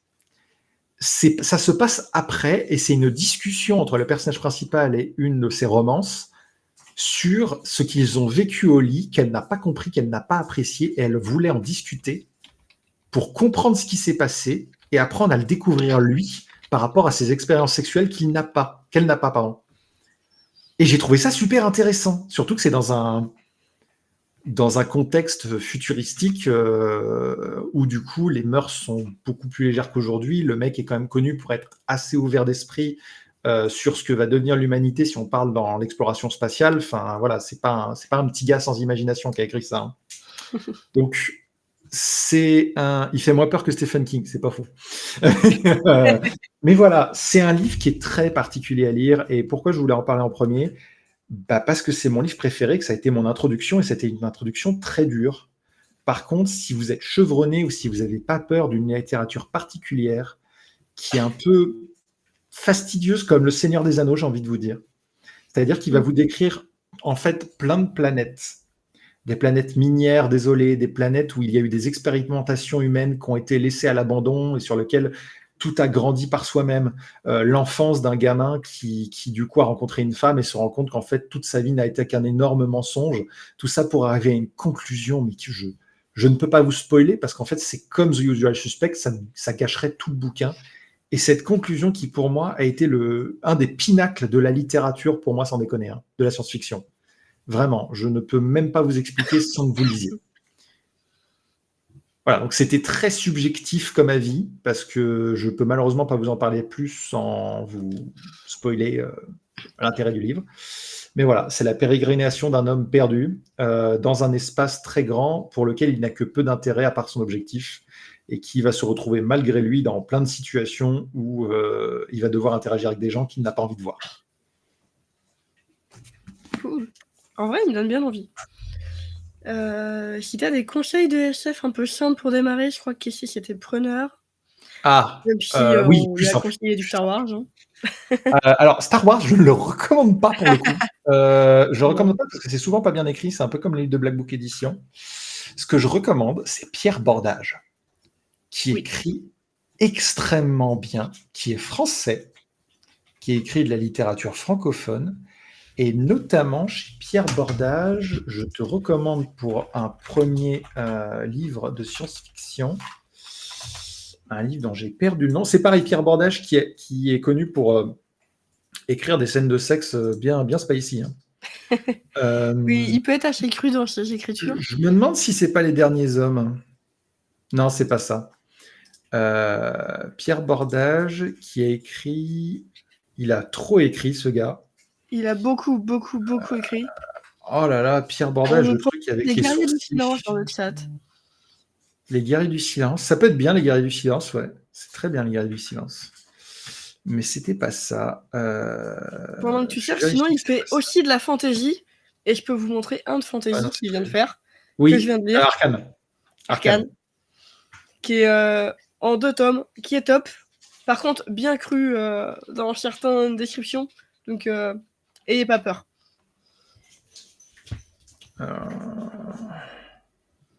Mince, au pire, je te l'enverrai ou je te le mettrai quand je le retrouverai, quand Nétis parlera, parce que, bon, il a écrit aussi une adaptation de Métro 2033. Sinon, si tu veux, honnêtement, si tu veux commencer la science-fiction, il y a aussi Métro 2033, du coup, qui est un excellent livre de post-apo.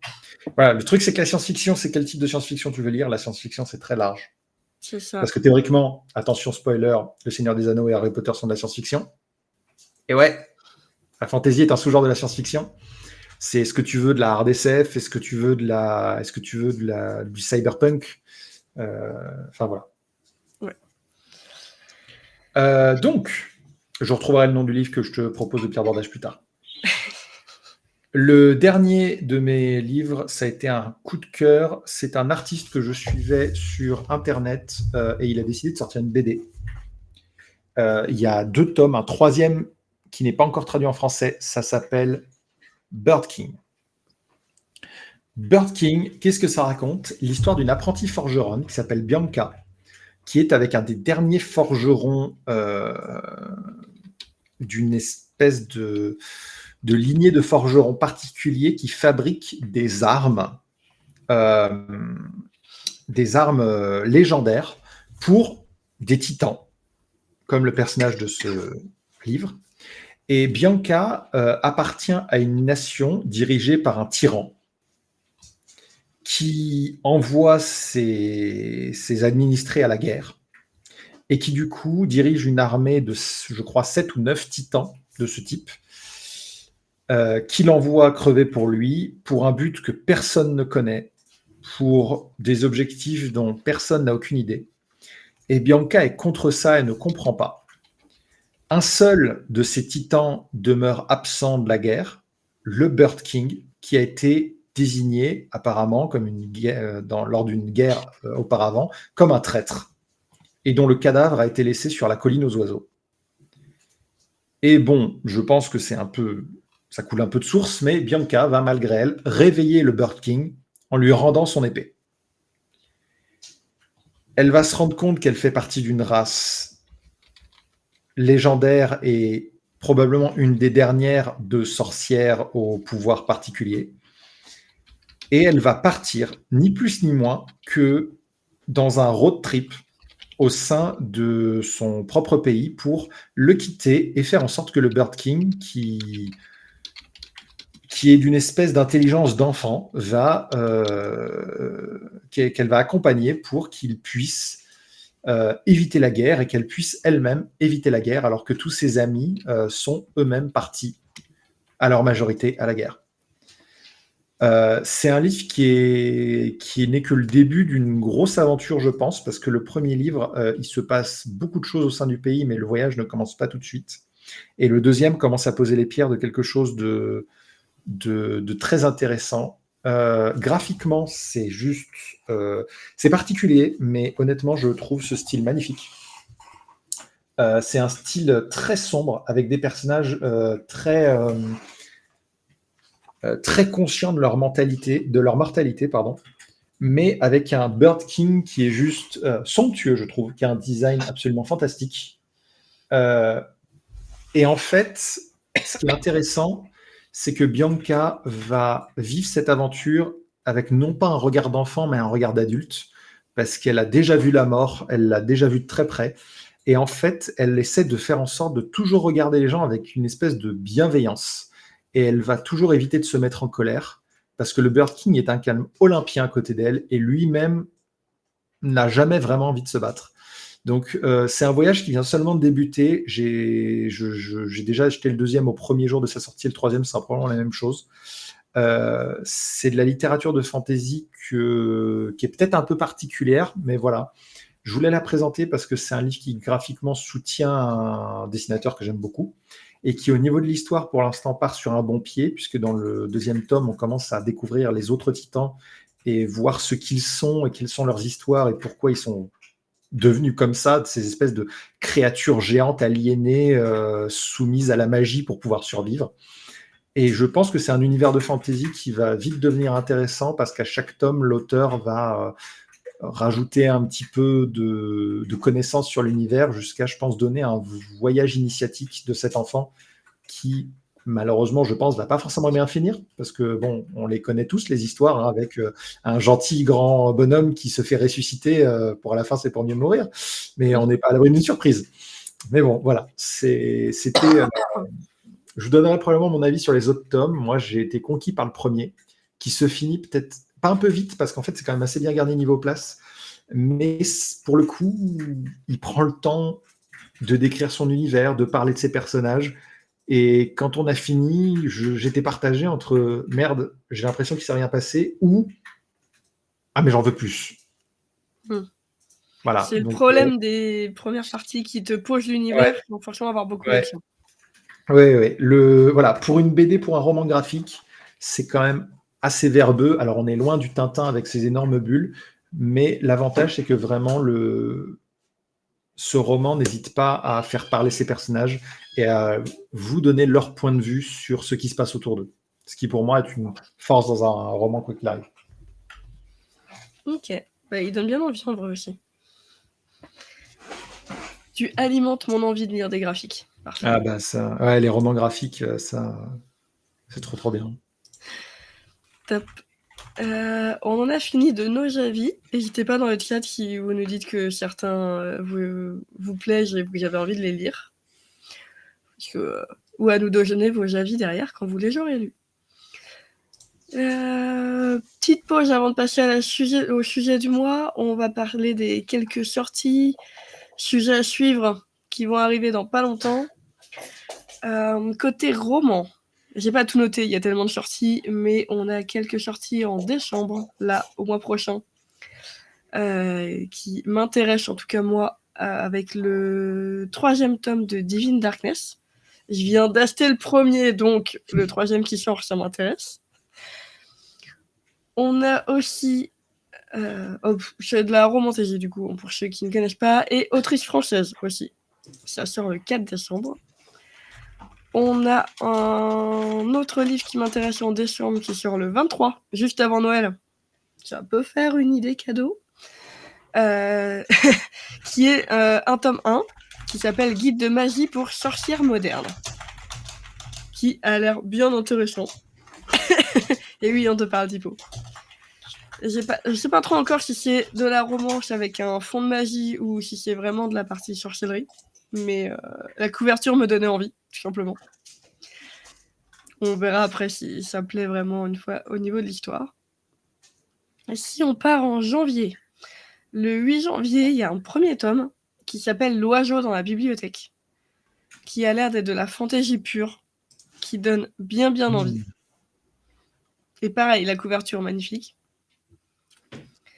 Et le tome 3 d'une saga qui me donne envie depuis très longtemps, qu'il va falloir que j'achète parce que j'ai trop envie de la lire, qui est le tome 3 des couronnes de Nyaxia.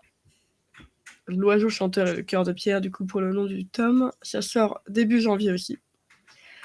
Et fantasy / fantastique, qui m'a l'air très cool avec plein d'actions. Et si on continue en février, sortie du 14e tome des Carnets de l'apothicaire. Je l'attends avec impatience, forcément. Ça me permettra de dire, allez, je peux acheter le 11, 12, 13, 14. Avec de la chance, on aura peut-être la saison 2 dans pas longtemps, je sais pas, mais... Croise les doigts. Mais en tout cas, ils ont annoncé qu'on aura une saison 2, en tout cas, parce que ça y a eu un gros succès la hype, de la saison. Clairement, c'est logique. Hiver 2025. Non, pardon, excusez-moi. Le premier épisode de la saison 2 sortira le 10 janvier 2025. Excusez-moi. Hiver 2025, ça marche, hein. Oui, bah oui, c'est ça. Mais en fait, moi, tu dis hiver 2025, je pense décembre, mais non, du coup, c'est bien hiver 2025. Et janvier, Donc février, ouais. génial. Début d'année prochaine, on a la suite des Carnets de la Petite qui est en anime. Excellent.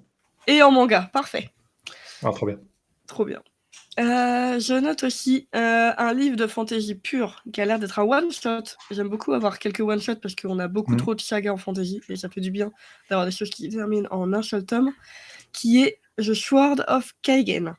Je sais pas encore s'il va être traduit au niveau du titre ou pas, mais qui m'a l'air grave intéressant. Et pour finir, je ne pouvais pas ne pas en parler. Mi-février sort le premier tome des Secrets du Nil, What the River Knows, que j'ai lu en VO et qui est une petite pépite de fantasy / enquête qui se passe en Égypte. Et le deuxième tome sort en VO, est sorti en VO. Et je l'attends, et il arrive dans ma boîte aux lettres d'ici un mois. Mais du coup, je vous conseille à fond d'aller lire ce livre qui sort en VF mi-février. Typo en PLS au niveau de la place de son appart. Il a accepté pour celui-là, c'est bon.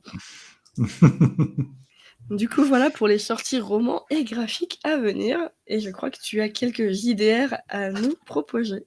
Ouais, exactement. Alors du coup, pour les sorties, je me concentrerai, ou sur les trucs intéressants qui vont arriver, je me concentrerai principalement sur les JDR. Donc déjà, on a Draconis Héritage. Alors c'est pas celui-là, hein, ça c'est le truc d'avant. Donc pour ceux qui connaissent pas Draconis, c'est à la base une artiste qui s'appelle Shane, qui fait des trucs en aquarelle absolument ouf gueudin, qui a décidé de faire une participation, enfin une collaboration avec des gens qui ont écrit Dragon, qui est une adaptation de D&D 5e édition pour la France, pour faire une aventure qui s'appelle Le Commencement. Et Draconis Héritage s'est fini la semaine dernière, et donc dans pas longtemps, d'ici quelques mois, on aura la suite, qui est donc une aventure pas du tout orientée combat, avec de l'exploration pour des univers remplis de dragons. C'est juste visuellement somptueux, et rien que d'avoir les bouquins pour regarder les images à l'intérieur, c'est déjà magique. Ensuite, on a Vaesen, qui est un jeu de rôle d'enquête surnaturelle, sur ambiance un peu Cthulhu, sauf que c'est avec des créatures de la mythologie scandinave. Nous avions déjà un supplément pour les créatures de la mythologie irlandaise, et vient de se terminer un Kickstarter pour les créatures de la mythologie des Carpates et des pays aux alentours, donc les vampires, les banshees et tout ce type de créatures fantasmagoriques qui nous fera de jolies aventures. Sachez que Vaesen, je le ferai très probablement jouer très fort avec Resto Geek, tellement c'est trop cool. Ensuite, nous avons un grand classique, mais indémodable, et personne ne voudra jamais dire dans ça, Alien, la suite. Après la sortie d'Alien Romulus, ce film qui pour moi déboîte, mais apparemment tout le monde n'est pas de mon avis, Alien va se prendre une jolie V2. Alors je ne pense pas l'acheter parce que comme vous le voyez, j'ai déjà ma V1. Mais Alien version 2 comprendra notamment des clés de l'univers sur ce qui se passe dans Alien Romulus, plus apparemment des règles réadaptées, etc. Si vous n'avez pas le jeu de rôle Alien, que vous aimez le jeu de rôle et que vous aimez le jeu de rôle d'horreur, c'est un must. Vraiment, ça déboîte. Et enfin, deux petits points, un très rapide sur Black Powder and Brimstone, qui vient de se terminer et d'arriver dans ma boîte aux lettres en PDF, et bientôt, j'espère, dans ma boîte aux lettres en vrai. Mais du coup, c'est un jeu de rôle qui reprend les règles de Morgborg, qui est un jeu de rôle extrêmement prolifique et efficace, et qui l'adapte pour faire du Warhammer avec un style graphique très très cool, plein de personnages typés Warhammer, etc. Donc je l'ai lu en diag, ça a l'air du très très bon globalement, ça a l'air vraiment bien. Et ça me permet de faire une transition parfaite pour parler de l'autre jeu inspiré de Morgborg, qui lui par contre défonce sa race, et qui s'appelle Pirateborg, qui est un jeu dans des Caraïbes fantasmé, typé film d'horreur, où les personnages jouent globalement des vrais pirates, des brigands, voire même parfois des morts-vivants.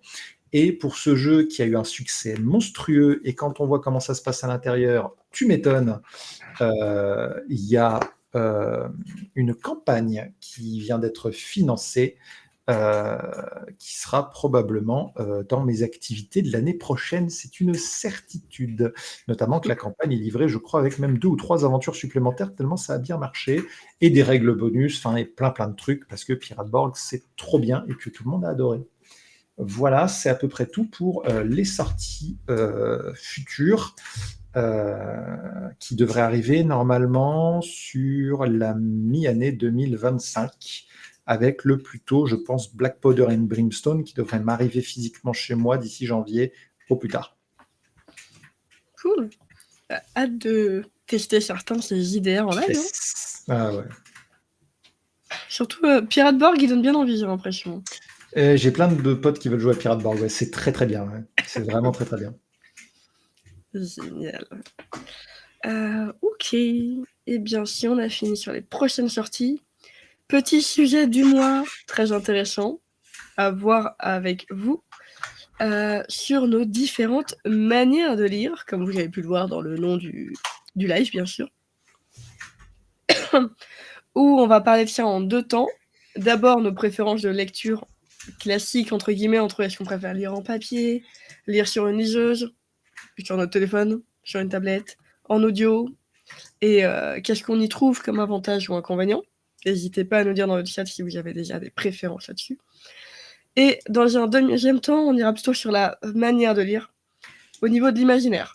Est-ce qu'on est plutôt en train d'imaginer l'histoire ? Est-ce que vous voyez les personnages quand vous lisez ? Ou est-ce que vous êtes plutôt avec juste une petite voix off, comme si vous aviez un narrateur ? Ou carrément rien du tout, juste vous lisez ce qui se passe et ça vous suffit largement.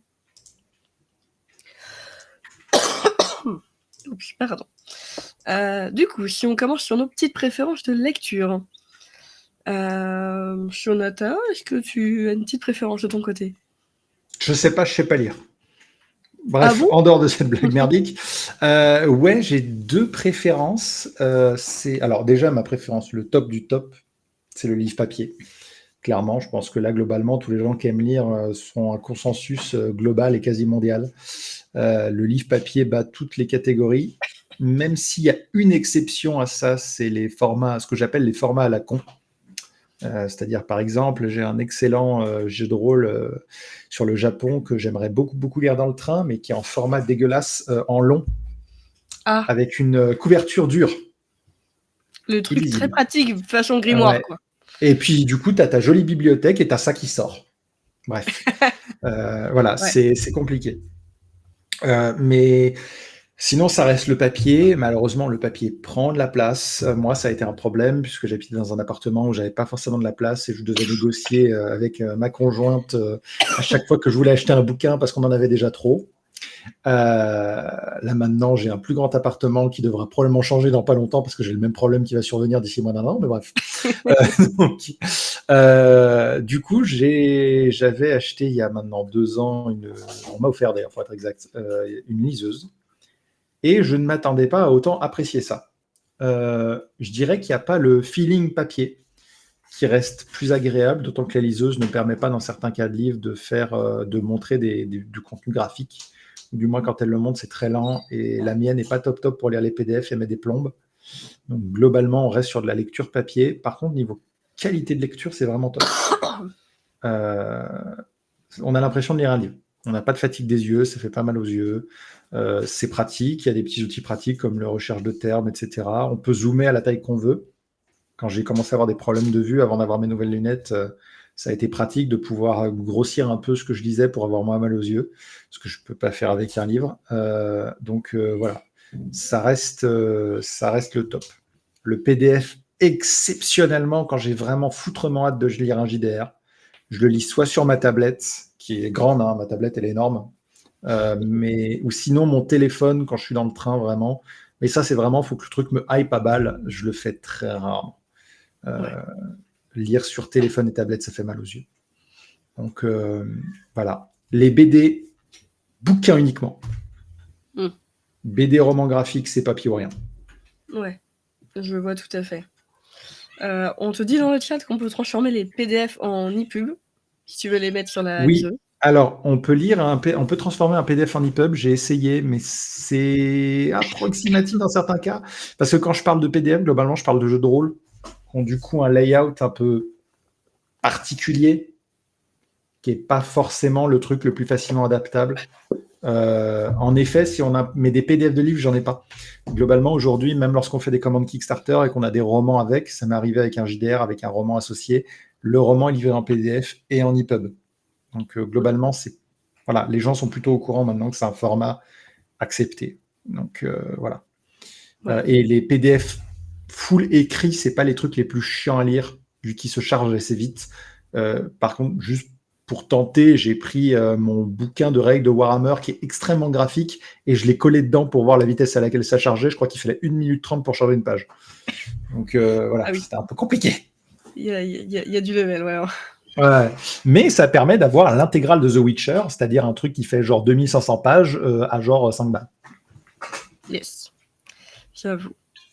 De mon côté, du coup, aussi, pareil, top du top, livre papier. De toute façon, j'ai que ça à 99%. J'ai pas encore passé le pas de la liseuse, même si ça donne envie pour éviter d'emmener toute la bibliothèque en vacances. La mascotte. La mascotte. Mais ouais, la liseuse, ça m'éviterait d'emmener dans ma valise 6 bouquins et de me dire, parce que j'ai peur de pas avoir assez. Ça serait pratique. Mais je lis que du papier sinon quasiment. J'ai vu quelques fois des PDF sur mon téléphone, mais ça fait vite mal aux yeux, parce que justement, c'est pas adapté pour lire. Et donc clairement, le papier à fond, même si, comme tu dis, ça prend énormément de place. J'ai doublé mon volume de livres et Thibaut dans le chat pourra nous dire clairement qu'il y a trop de bouquins à la maison. Mais il y en a jamais trop au final. Ouais, je suis un peu d'accord. Le truc, c'est que d'un côté, une bibliothèque, pour moi, il y a un côté décoration aussi. Genre, je suis très très fier de ma bibliothèque JDR et très très fier de ma bibliothèque normale. Et ça fait, je sais pas, ça habille l'appart. Et pourtant, ironiquement, ma famille n'était pas du tout lecture quand j'étais gamin, donc on n'a jamais eu de bibliothèque. Mais voilà. Avec moi, je viens d'une famille où il y a des bibliothèques. Genre, mes grands-parents, il y a une bibliothèque, mon père, il y a une bibliothèque, ma mère, il y a une bibliothèque. Quand je vais chez mon père, il me dit tiens, emmène ces bouquins-là, je te les prête, lis-les. Donc, clairement, ça aide à lire énormément. Je crois qu'une fois, je suis revenue chez mon père avec un carton de 30 bouquins. Ouais, je suis pas choqué. Mais ouais, mais clairement, du coup, la liseuse donne envie. Surtout que maintenant, du coup, toi qui aimes lire des graphiques, il y a quelques liseuses qui font de la couleur et qui sont un peu mieux adaptées pour les BD. Je sais pas si c'est encore... Pour moi, la BD, il y a un côté objet. Je sais pas, j'ai pas le même rapport à la BD qu'au livre. Vraiment, le livre, c'est un truc, je lis dans le train, il n'y a aucun problème. Je pars en vacances. Honnêtement, quand je pars en vacances chez mes parents, je ramène au moins 3 JDR de 200 pages et je les bouffe tous en 2 semaines. Mais par contre, la BD, je sais pas, la BD, pour moi, le roman graphique, c'est un instant. Ça traîne sur ma table et puis il y a un moment où je me dis, aujourd'hui, j'ai envie de lire. Je le prends, je me mets dans mon canapé, je mets un vinyle, je mets de la musique. C'est et pas pendant la même 1 heure, façon 2 heures, de lire. ouais, c'est comme les gens qui aiment écouter un vieux vinyle ou un classique, un truc comme ça, ou qui aiment regarder un film, un classique, et vraiment se mettre dedans dans l'ambiance. Pour moi, la bande dessinée, ensuite, tout le monde n'a pas forcément cet avis, mais pour moi, la bande dessinée, c'est cette ambiance-là. C'est un instant pour la bande dessinée. Je suis un peu d'accord, mais même pour les bouquins. Je peux me dire, quand j'ai fini celui-là, je lirai tel livre. Sauf qu'en fait, au moment où je vais commencer à me dire, je vais entamer un nouveau livre, ça sera mon humeur du moment, l'instant du moment qui fera, non, en fait, je prends lui. C'est lui qui me donne envie à ce moment-là, à lire à tel endroit, avec telle musique en fond, pas de musique, en mode cocooning ou en mode juste lit. Ça dépend vraiment. Je vois. Mais ouais. Du coup, gros avantage quand même au papier pour l'ambiance et le cocooning et tout. Gros avantage pour la liseuse pour le pratique et le pas prendre de place. Et le fait que maintenant, c'est beaucoup mieux qu'avant, ça charge plus vite, ça fait encore moins mal aux yeux qu'avant. Ils font de la couleur, tu peux même annoter dessus, pour ceux qui aiment annoter. Ils font plein de trucs. Donc ça se démocratise de plus en plus. Ça, c'est bien, parce que pour moi, écrire dans un livre, c'est criminel. Mais pour moi aussi. Honnêtement, je sais qu'à une époque où je devais lire les bouquins, parce que j'ai lu tous mes bouquins sans exception en cours de français quand j'étais collège-lycée, tous. Mhm. Je pense que je suis une exception dans ce monde-là, mais je les ai tous bouquinés. Moi aussi. Bah, bravo, bien, parce que même les trucs que j'aimais pas, hein. Pareil. Mais C'était ça dur des fois, hein. m'insupporte d'écrire. Des Gargantua, c'est une horreur. Mais du coup, je déteste écrire sur les livres. Genre vraiment, les gens qui écrivent sur les livres, je pense qu'il y a un enfer mérité rien que pour vous. Et du coup, soit j'écrivais à côté, soit je trouve que la fonction d'annoter dans ce genre de cas, c'est pratique. Oui. C'est vraiment.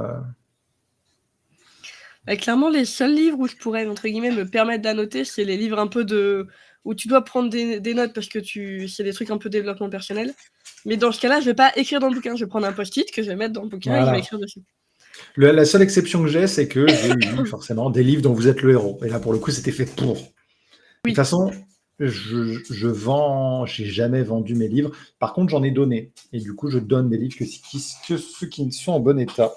Je crois qu'il y a quelqu'un qui essaie de Ranger le câble. saboter mon PC. Non, mais... donc voilà. Et qu'est-ce que tu penses de l'audio, du coup? Alors, l'audio, j'ai déjà énormément de mal à écouter une série audio qui est censée être vivante. Alors, un livre audio où c'est vraiment de la narration, non, je m'ennuie, je décroche au bout de 2 lignes, je ne peux pas me concentrer, ce n'est pas possible pour moi. Ouais, je vois ce que tu veux dire. Moi, j'ai essayé. Alors, les séries audio, j'avais pas de problème. Mais le livre audio, j'avais essayé pendant un moment parce que je voulais lire, je voulais écouter il y avait un livre de Warhammer qui était gratuit à un moment, je l'ai testé.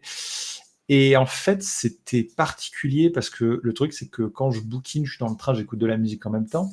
Et quand j'écoute de la musique, souvent, c'est pour faire autre chose. Et dans ma tête, écouter un livre, c'est pour faire autre chose en même temps. Sauf que c'est difficile de suivre une histoire. Si tu fais autre chose en même temps. Exactement. Et du coup, c'était pas top.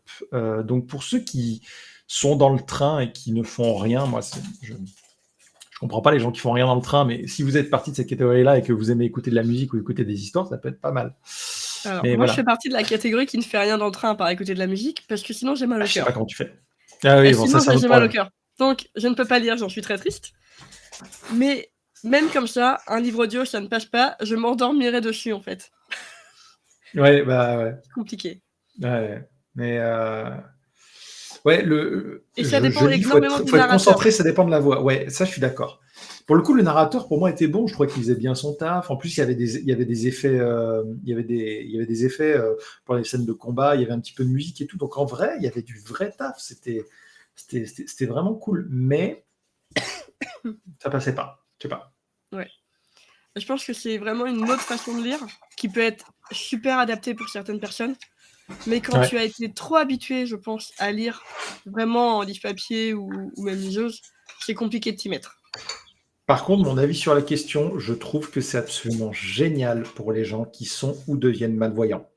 Oui. Le fait que ça donne accès à la littérature à des gens qui n'en ont plus accès ou qui n'y ont jamais eu accès, qui puissent avoir le contenu, parce que on m'a déjà répondu, oui, mais tu sais, tu as des outils ou tu as des logiciels qui permettent, en fait, tu mets un livre dedans en format PDF ou en format machin, et ça te le lit. Et il te lit. Ouais, mais c'est pas pareil. C'est de la voix désincarnée. Oui. Et là, du coup, il y a un vrai doubleur. On a Nicolas Sarkozy qui nous lit Le Temps des tempêtes. Globalement, c'est quand même vachement bien. Non, sans déconner, c'est quand même vachement plus agréable. Surtout qu'il y a des doubleurs connus, notamment Donald Renew qui a fait du doublage de livres. Enfin, oui. Merde. Et Spider-Man qui lit des bouquins.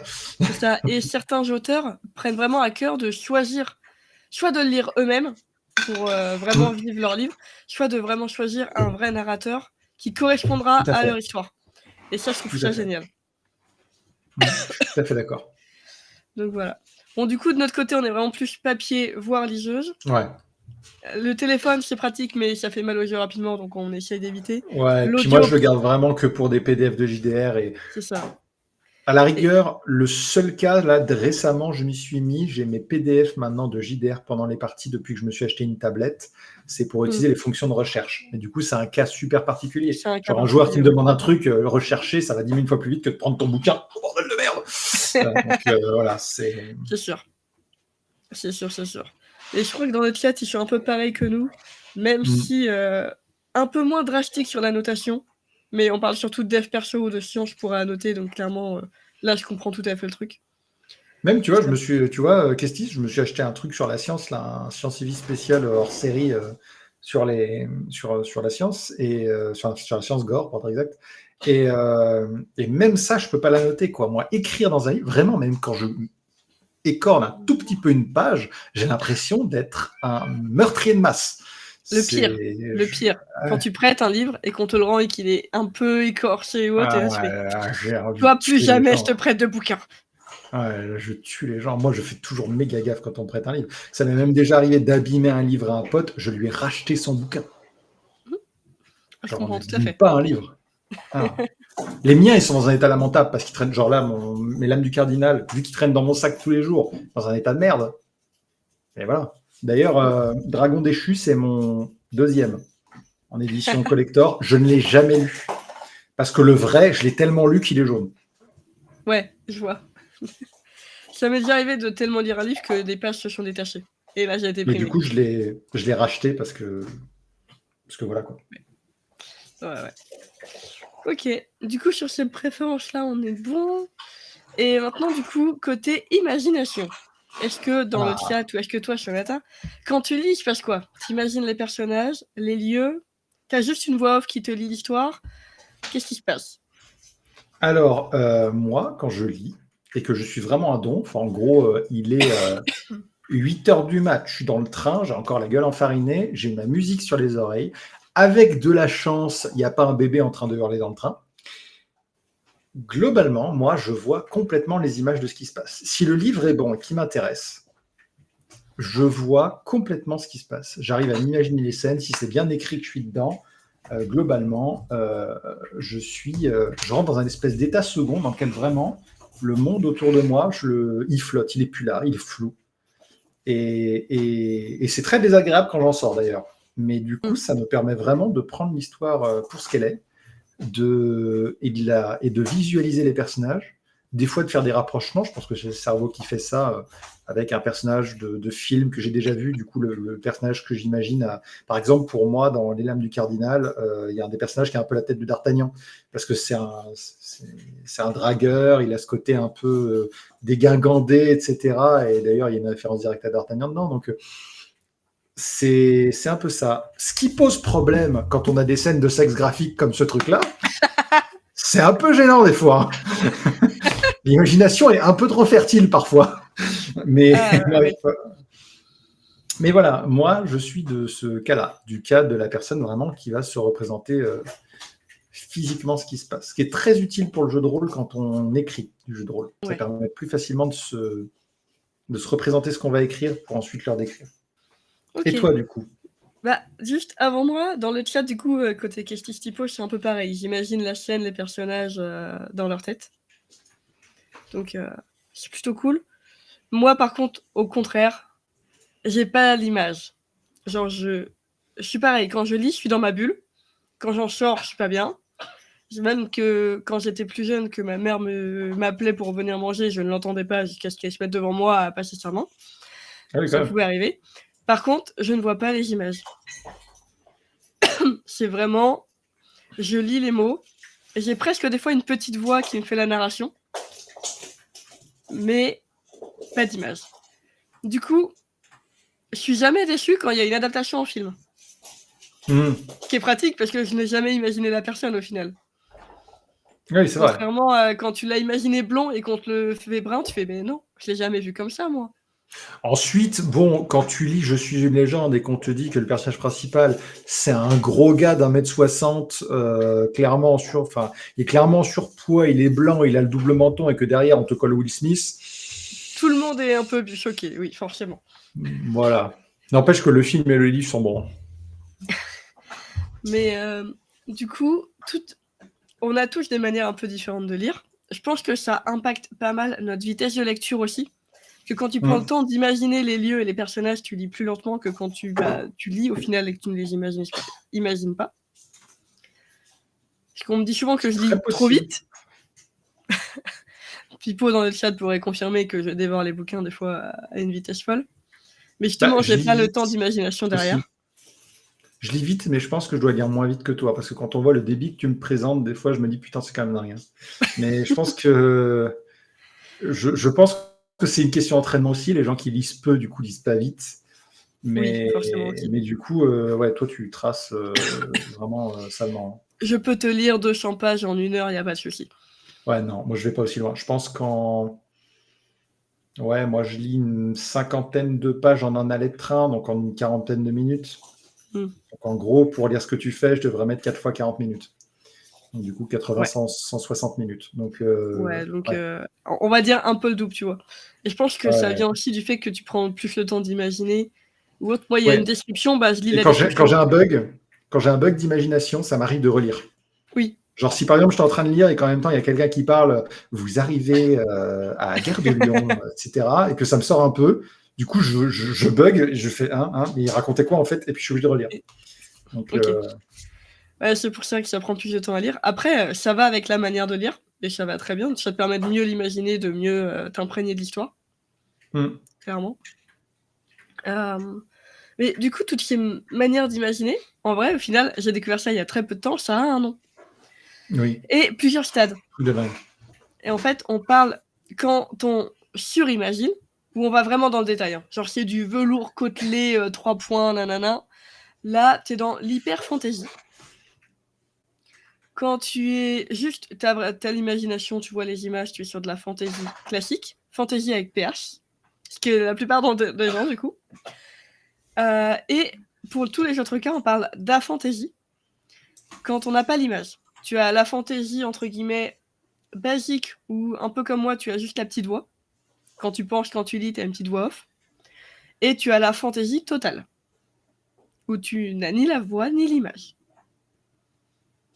Ce qui peut paraître compliqué quand tu ne sais pas qu'elle existe.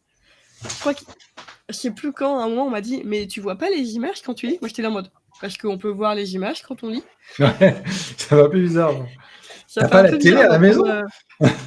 C'est un peu ça. Et du coup, ça porte vraiment un nom. C'est pas comme une maladie, entre guillemets, mais ça a été découvert dans les années 1880. Ça a été pas trop étudié, et c'est revenu dans les années 2010, 2015, où vraiment, là, ils ont donné un nom à ce que c'était. Ils font quelques recherches, mais c'est un peu compliqué de savoir d'où ça vient, pourquoi ça existe, pourquoi on pense différemment. Ah oui, moi, je vois aucune image, comme tu dis, typo dans le chat. Tu me dis, regarde une pomme rouge. Non, je ne vois pas de pomme rouge. Je ne vois pas. Voilà. Ça peut paraître étrange pour pas mal de Je ne personnes. vois rien. Ouais, en fait, c'est que du coup, moi, j'ai du mal à imaginer parce que je me dis, moi, le truc qui fait que le livre c'est intéressant, c'est que du coup, quand je lis, j'arrive à voir ce qu'il y a écrit, du coup, j'arrive à me le représenter, je me fais un film dans ma tête. Parce que du coup, ce que Ouais. tu décris là, moi, c'est moi en train de lire un papier scientifique. Et globalement, même si j'aime la science, lire un papier scientifique, je ne vous le Du recommande coup, pas. C'est excessivement chiant.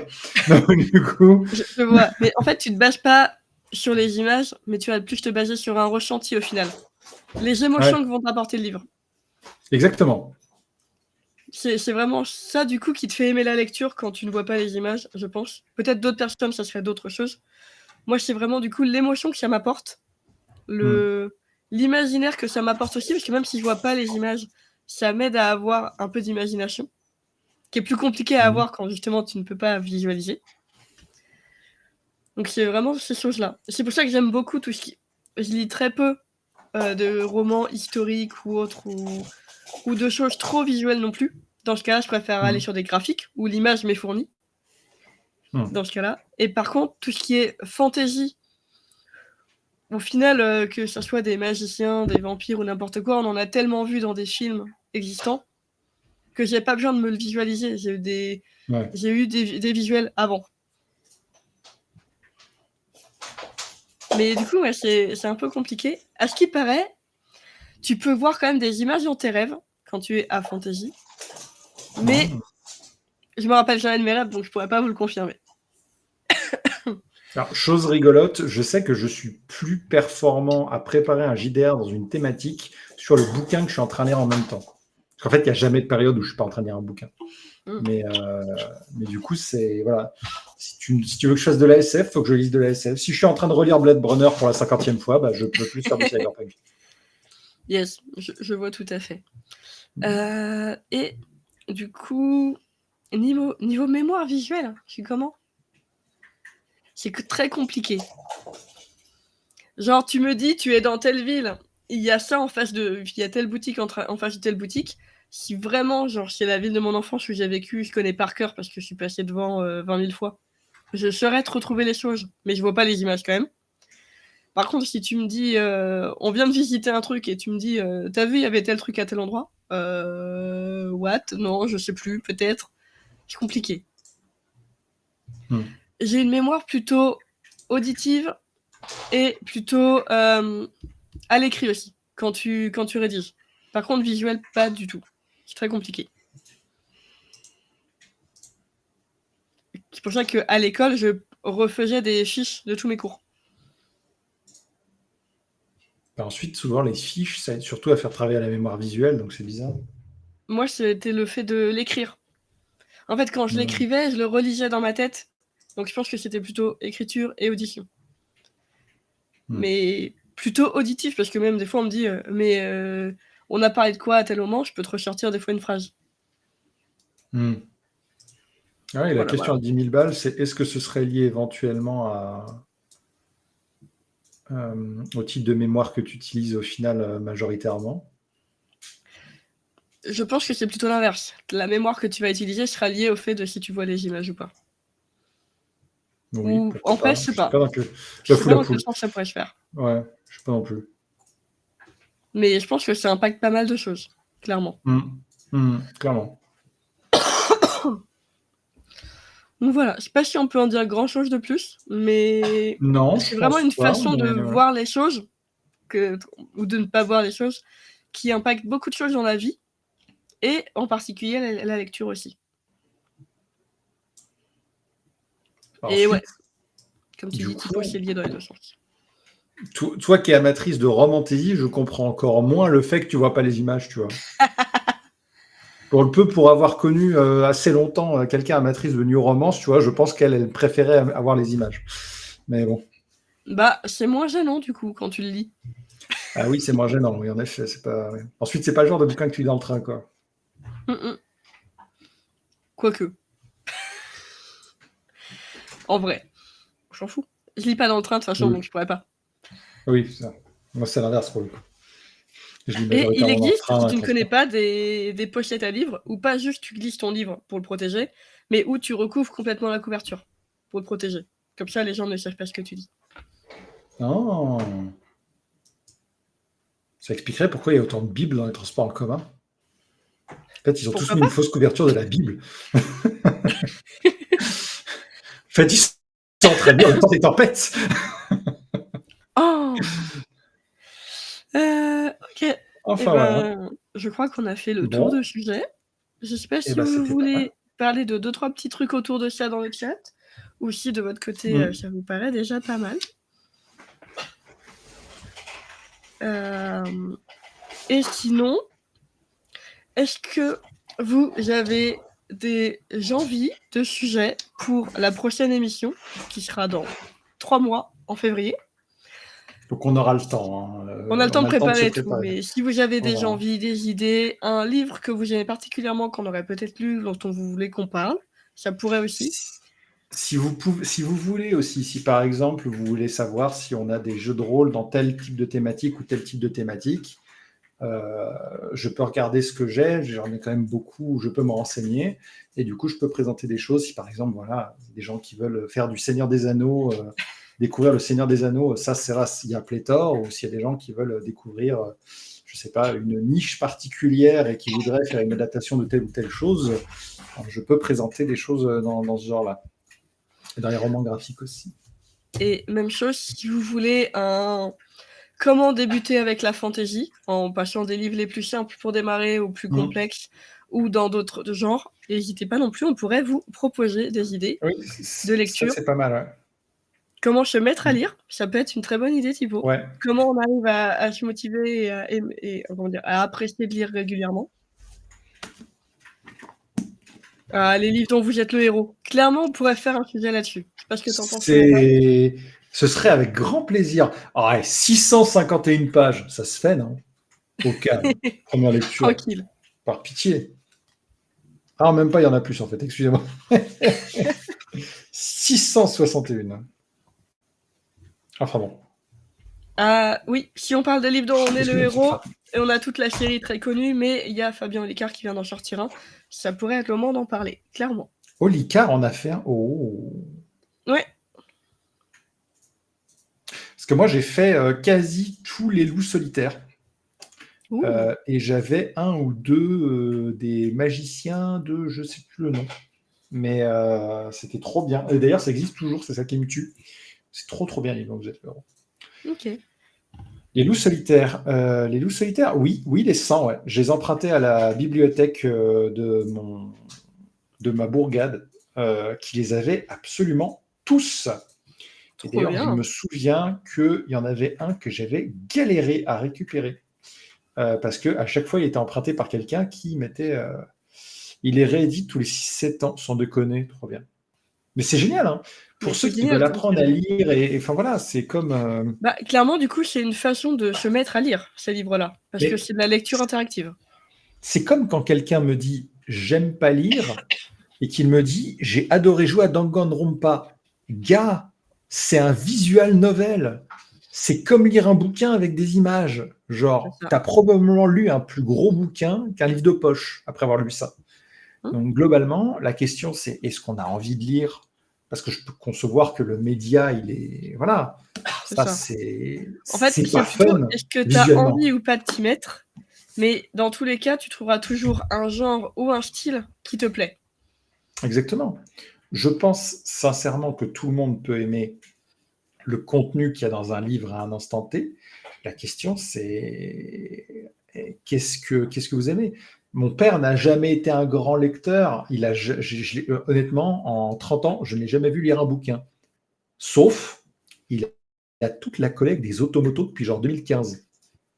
Vous allez me dire, c'est pas la grande littérature, m'en bats les couilles. Il lit quand C'est de la même. Il y a des lecture. articles, il y a beaucoup de lignes. Il a toujours une quinzaine de bouquins qui traînent dans les toilettes et il les a tous bouquinés. Donc c'est juste qu'il lit pas il lit pas de la fantaisie, il lit pas de l'aventure, il lit pas des enquêtes, etc., etc.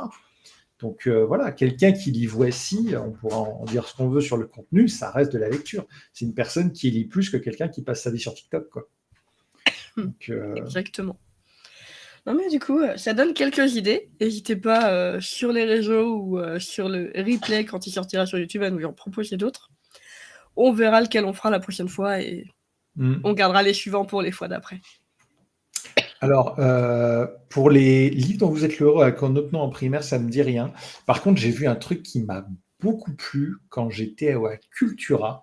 À Cultura, ils ont commencé à faire de véritables rayons JDR dans la plupart des Cultura. Oui. Et notamment, il y a une gamme de livres qui s'appelle Mes premières aventures de dragon. Et en gros, c'est un JDR pour les petits. Et en fait, c'est un espèce de livre dont vous êtes le héros, où du coup, les pages amènent vers un contenu avec un côté plus graphique, et ça permet aux petits à apprendre à lire, à apprécier le jeu de rôle et tout ça. Et je trouve ça absolument génial. C'est une super idée, clairement. Ouais. Et parce que du coup, il y a des petites stats, ils peuvent faire des jets de dés. En fonction du résultat du jet de dés, ça les amène à telle ou telle page, etc. Donc ça fonctionne comme un livre dont vous êtes le héros pour les plus petits. Et moi, je trouve que c'est un super outil pour apprendre aux très jeunes. J'ai déjà fait du jeu de rôle pour les très jeunes, ils kiffent ça, vraiment. Yes. Donc c'est vraiment bien. Ok, bah nickel. Bah, je pense que ça peut être le thème de la prochaine fois. On verra si on trouve d'autres choses plus marquées. Mais ouais. Ouais. Je peux sortir de table l'ancien des vins. Non, on va faire mieux. Est-ce qu'on arrête là l'émission? L'ancien des 1 des 4, allez. Allez. Ok. Non, mais du coup, c'était top. Merci à tous et à toi, Shonata, pour cette première émission de Mangeons, Donjons, Bouquinons. Merci à toi aussi, c'était vraiment cool. Et merci à toutes les personnes qui nous ont suivis. Il y avait du petit monde ce soir, c'était cool. C'était cool, ouais. Merci à tous les viewers, même ceux qui sont restés dans l'ombre. Je vous ai vu comme quoi vous étiez connectés. Merci d'être là. Et puis, on se dit rendez-vous dans la semaine pour des lives jeux vidéo. Rendez-vous dans un mois pour l'émission Burger Games. Dans 2 mois pour Tardis. Et dans 3 mois pour la deuxième émission Bouquin. Sur ce, allez, chauffez-vous, la semaine prochaine, je reviens probablement, il y a un nouveau tueur sur DVD. Ouais. Ok, et bien sur ce, merci à tous, bonne nuit à tous, ou bonne soirée, bon appétit en fonction de si vous regardez le replay. Ciao. Bonne nuit.